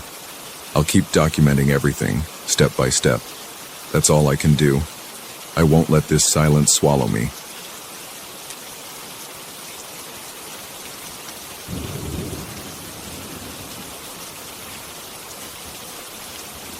I never thought I'd lose my peace of mind over a few scratches on a wall, but that's exactly what happened. About 2 weeks ago, I decided to rearrange my bedroom furniture. It wasn't anything fancy, just moving the bed to a different corner and swapping out the nightstands. When I pulled the bed away from the wall, I noticed deep scratches along the paint. At first, I thought I had scraped the surface myself while moving the headboard. But I kept looking and I realized these marks weren't fresh. Some looked older, like they had been there for a while. There were also scrapes on the headboard itself, like something sharp had raked across it. I'm not a superstitious guy. I usually blame stuff on normal wear and tear. But I looked closer and saw these were more like claw marks than anything else. They were too precise and too deliberate in their pattern, as if someone had gripped the wall and the bed during a bad dream. I felt a twist in my stomach. My first thought was maybe a pet had gotten trapped there somehow, but I don't own any animals, and the angles didn't match what a cat or dog might do. I shrugged it off at that moment, thinking I might have lost track of something that happened a long time ago. I patched the scratches on the wall with some putty and paint, hoping I could forget about it. The next night I was lying in bed, playing around on my phone. The fresh paint on the wall smelled faintly of chemicals. I tried not to dwell on the strange marks. Then I heard a scraping sound coming from behind the wall. It was faint, almost like nails tapping. I froze. I turned off my phone screen and listened. The sound stopped. I got up, pressed my ear to the wall and waited. Nothing. I told myself it must have been a settling noise in the house or maybe a pipe. My chest felt tight though, and it took me a while to fall asleep. By the third night I realized I was sleeping poorly. Every time I moved in bed I remembered those scratches and that faint scraping sound. I kept imagining something reaching through the wall. It doesn't make sense, but I couldn't shake the idea. My thoughts kept jumping to the possibility that someone had been in my room or something had been messing with my bed. I also noticed a sore spot on my arm. It looked like a faint scratch, but I didn't recall bumping into anything. I tried to dismiss it and told myself I probably scraped against the nightstand. Things got worse when I started checking the area around the headboard more carefully. I found more scratches that I hadn't noticed before. They were behind the new lamps and along the wooden boards near the floor. This time they seemed fresher. The paint flaked at the edges. There was a slight discoloration on the wood, like it had been worn away. I felt a rush of adrenaline. My heart pounded in my ears. I stepped back, looked around, and realized I had no explanation for it. I decided to set up a small camera in my room. I'm not a tech expert, but I've got a couple of indoor security cams. They're easy to hide on a shelf or in a corner. I placed one in a way that would capture the bed and the wall behind it. I just wanted some peace of mind. If I could see what happened at night, I'd probably catch myself fidgeting in my sleep. That would explain everything. I wanted to blame my own restless behavior. On the first night of recording, I slept fitfully. I kept imagining the camera's tiny green light. I was convinced I'd wake up and find footage of me thrashing around. The next morning, I grabbed my laptop and checked the file. Most of it was me turning over, adjusting the sheets, or scratching my shoulder. Around 2:15 a.m., though, there was a brief flicker in the video. The frame distorted, and for a split second, there was a crackling static sound. It almost resembled a muffled scream. My stomach dropped, but the distortion only lasted a second or two. Then everything looked normal again. I watched that part a few more times. I couldn't see anything in the room, but the audio spike made me uncomfortable. It didn't sound like random static. It had a tone that reminded me of someone yelling underwater. I tried to tell myself it was a glitch in the camera, maybe interference from a neighbor's Wi-Fi. But every time I replayed it, I got the same chills. That night, I set up 2 cameras, one on each side of the bed, just to be sure. I also tried to stay awake longer, hoping I could catch any strange activity in real time. I dozed off around midnight. The next morning, I checked the footage again. Both cameras had the same brief distortion, but this time, it lasted almost 5 seconds. The static sound was louder, and I thought I heard what might be a drawn-out moan or cry. My hands trembled on the keyboard. Something about the noise made my scalp prickle. I kept pausing and rewinding, but I couldn't see any shape or movement. Just me asleep, and then the image rippling like a bad TV signal. I felt a small knot of panic. I started wondering if my house was haunted, or if there was something in the walls. I don't like to jump to supernatural explanations, so I considered electrical problems or faulty wiring in my camera setup. Still, The scratches on the wall and the headboard told me there was something physical going on. The next few nights, the distortions on the recordings grew longer, sometimes lasting up to 10 or 15 seconds. The noises also got worse. They sounded like ragged breathing or distant cries.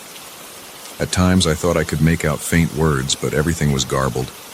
After a week of these nightly recordings, I realized I felt uneasy in my own room. During the day, I tried not to think about it. I'd force myself to do normal stuff, work on my computer, watch TV in the living room, cook, clean, anything to keep my mind off the bedroom. But as soon as night came, I felt on edge. My heartbeat would quicken whenever I walked down the hallway. Even simple tasks like changing into pajamas felt tense. I could feel the cameras pointing at the bed, and I dreaded checking the files in the morning. I didn't know what I'd see or hear next. One night I woke up around 3 a.m. The room felt cold, even though the thermostat was set to my usual temperature. I lay on my back, blinking in the dark. The curtains fluttered slightly like there was a draft. I sat up, trying to see if the window was open. It wasn't. Then I felt the mattress shift near my feet, as if someone sat down there. The pressure dipped. I froze. I couldn't see anything. The moonlight barely lit the edges of the room, but I felt the weight on the bed. I stayed still, my pulse pounding in my neck. Then it released like whoever or whatever had settled there stood up again. I reached over and turned on the lamp. Nobody was there. The door was closed, and I was alone. My mouth felt dry. I got up, drank some water, and tried to calm down. The next morning, I rushed to check the camera footage. Around 3 a.m., there was another huge wave of distortion that lasted almost a minute. The audio was full of crackling, and I heard what sounded like raspy breathing. At one point, I saw my sleeping form shift. The sheets bunched near my feet. Then the image blurred again, so I couldn't see the exact cause. After it cleared, I was still in bed, alone. But I recognized the moment I must have sat up because the blanket slid off my legs. I played it back twice more and finally shut my laptop. I felt sick. Something was there and I couldn't see it. I tried to keep calm by telling myself there must be a logical explanation, but I had no clue what it could be. I started using more cameras. I put one in each corner of the room, plus a small audio recorder near the headboard. I tested them during the day, making sure they worked fine. Everything seemed okay. That night I lay down, trying not to panic. My heart thumped every time the house settled or the floor creaked. After a couple of hours, I must have fallen asleep. Then I woke up again, early in the morning, feeling that same dip in the mattress. It happened near my legs this time. I lifted my head and stared. It was pitch black. I reached out, feeling the bed, expecting to touch a body. There was nothing, but the space where I put my hand felt cold. I rubbed my face and sat up. I turned on the light. The room looked normal. I didn't see any indent on the mattress or any sign of movement. When I checked the cameras that morning, I saw the same pattern of distortions. Now they spanned almost 2 minutes total. The audio was full of weird hissing sounds like an old radio struggling to find a station. I heard what might have been faint gasps or sobbing. I also noticed a faint shadow flicker across the wall, but the image was too warped to be sure. My blood felt like ice water in my veins. I tried to calm myself with coffee, but my hands trembled, and I spilled it on the kitchen table. I wiped it up with a shaky grip. I started feeling jumpy in every room of the house, not just the bedroom. Small noises made me flinch. My appetite fell off. I barely slept. My eyelids felt heavy during the day, and I had trouble focusing on work. I kept thinking about the nighttime distortions. I avoided telling friends because I didn't want them to think I was losing my mind. But I considered calling someone to check the wiring or the house's foundation. Still, those scratches told me it wasn't just a structural issue. Something had left physical marks. One night I decided to sit up and wait, determined to see if I could catch anything in the act. I put on some comfortable clothes, set up the cameras, and got under the covers with the lights off. I set my phone alarm to vibrate every hour, just to keep me from drifting into a deep sleep.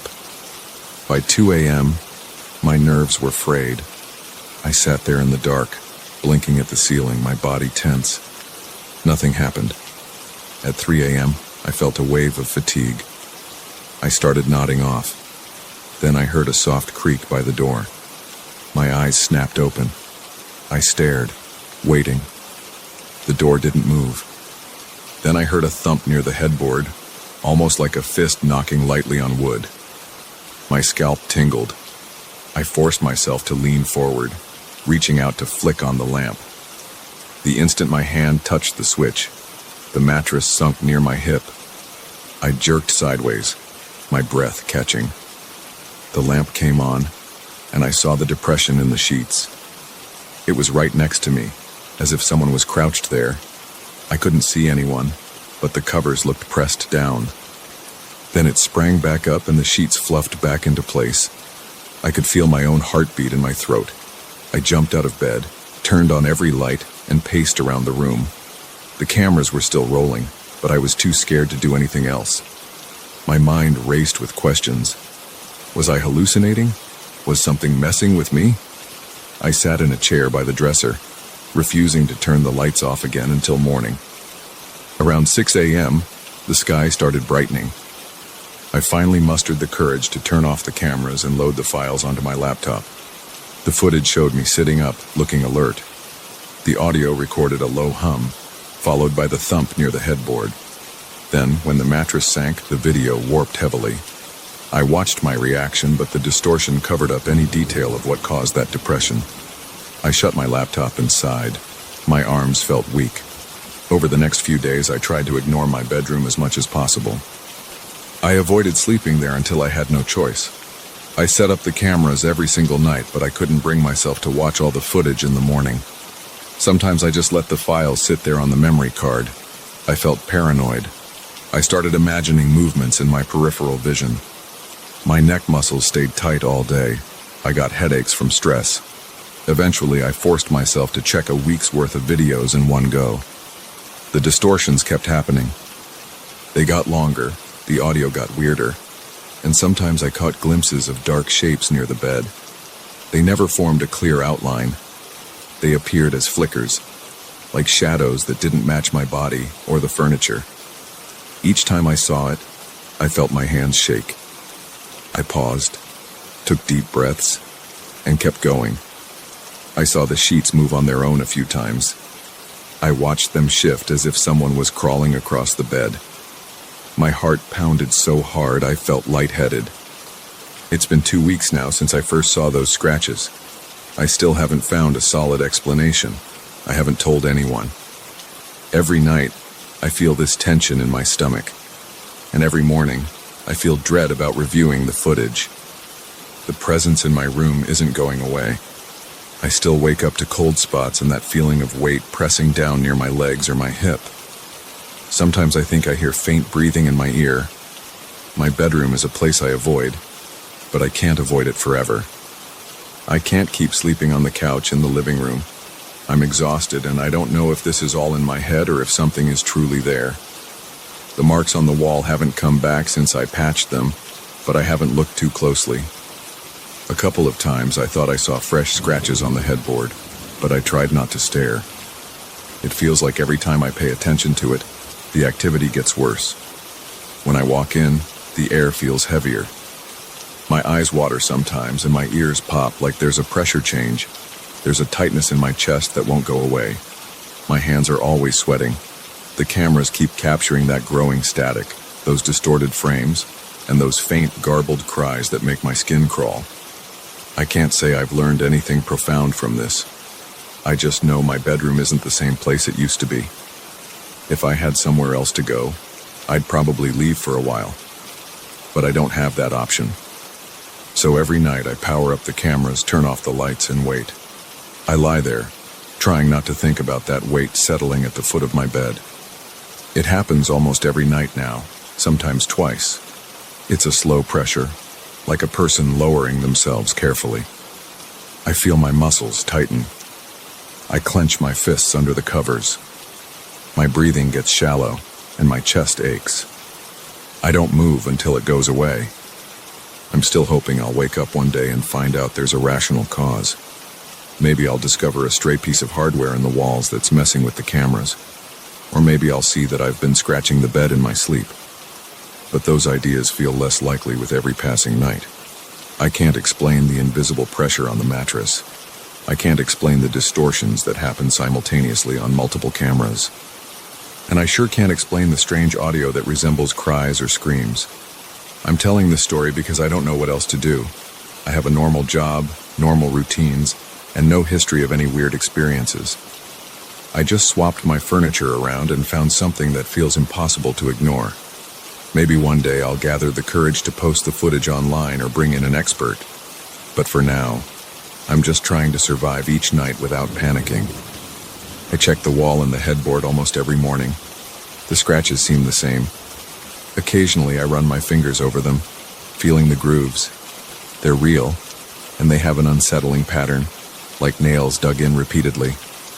Whenever I see that pattern, I feel a flutter of panic in my chest. It's the same sensation I get when the mattress dips and I know something is there. I don't have a grand conclusion. I haven't found a fix. I don't have an explanation. All I can say is there's something in my bedroom that doesn't show itself in a clear way. It leaves scratches, it distorts my cameras, and it sits on my bed at night. I've tried yelling at it to stop, but that never changes anything. It keeps coming back. I don't know what else to do except keep documenting it. Every time I review the footage, I brace myself. My hands sweat, my legs feel weak, my jaw clenches. I scroll through minute after minute of normal activity, then watch it break into chaos for a few seconds of snarling static and unearthly sounds.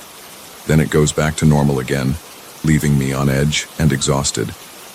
That's how I've been living for the past couple of weeks. I don't know if it will escalate. I don't know if it's going to fade. I just know I haven't found a way to stop it, and I can't pretend it's not there. No matter how many times I tell myself it's a trick of the light or a glitch in the camera, I feel that pressure on my bed and hear those faint cries in the recordings. And I see those scratches that look like someone clung to the wall in desperation. That's all I've got. I wish I could say more, but I'm stuck in this loop of watching, waiting, and hoping that it won't get worse. For now, that's my reality. And it started with a simple rearrangement of furniture.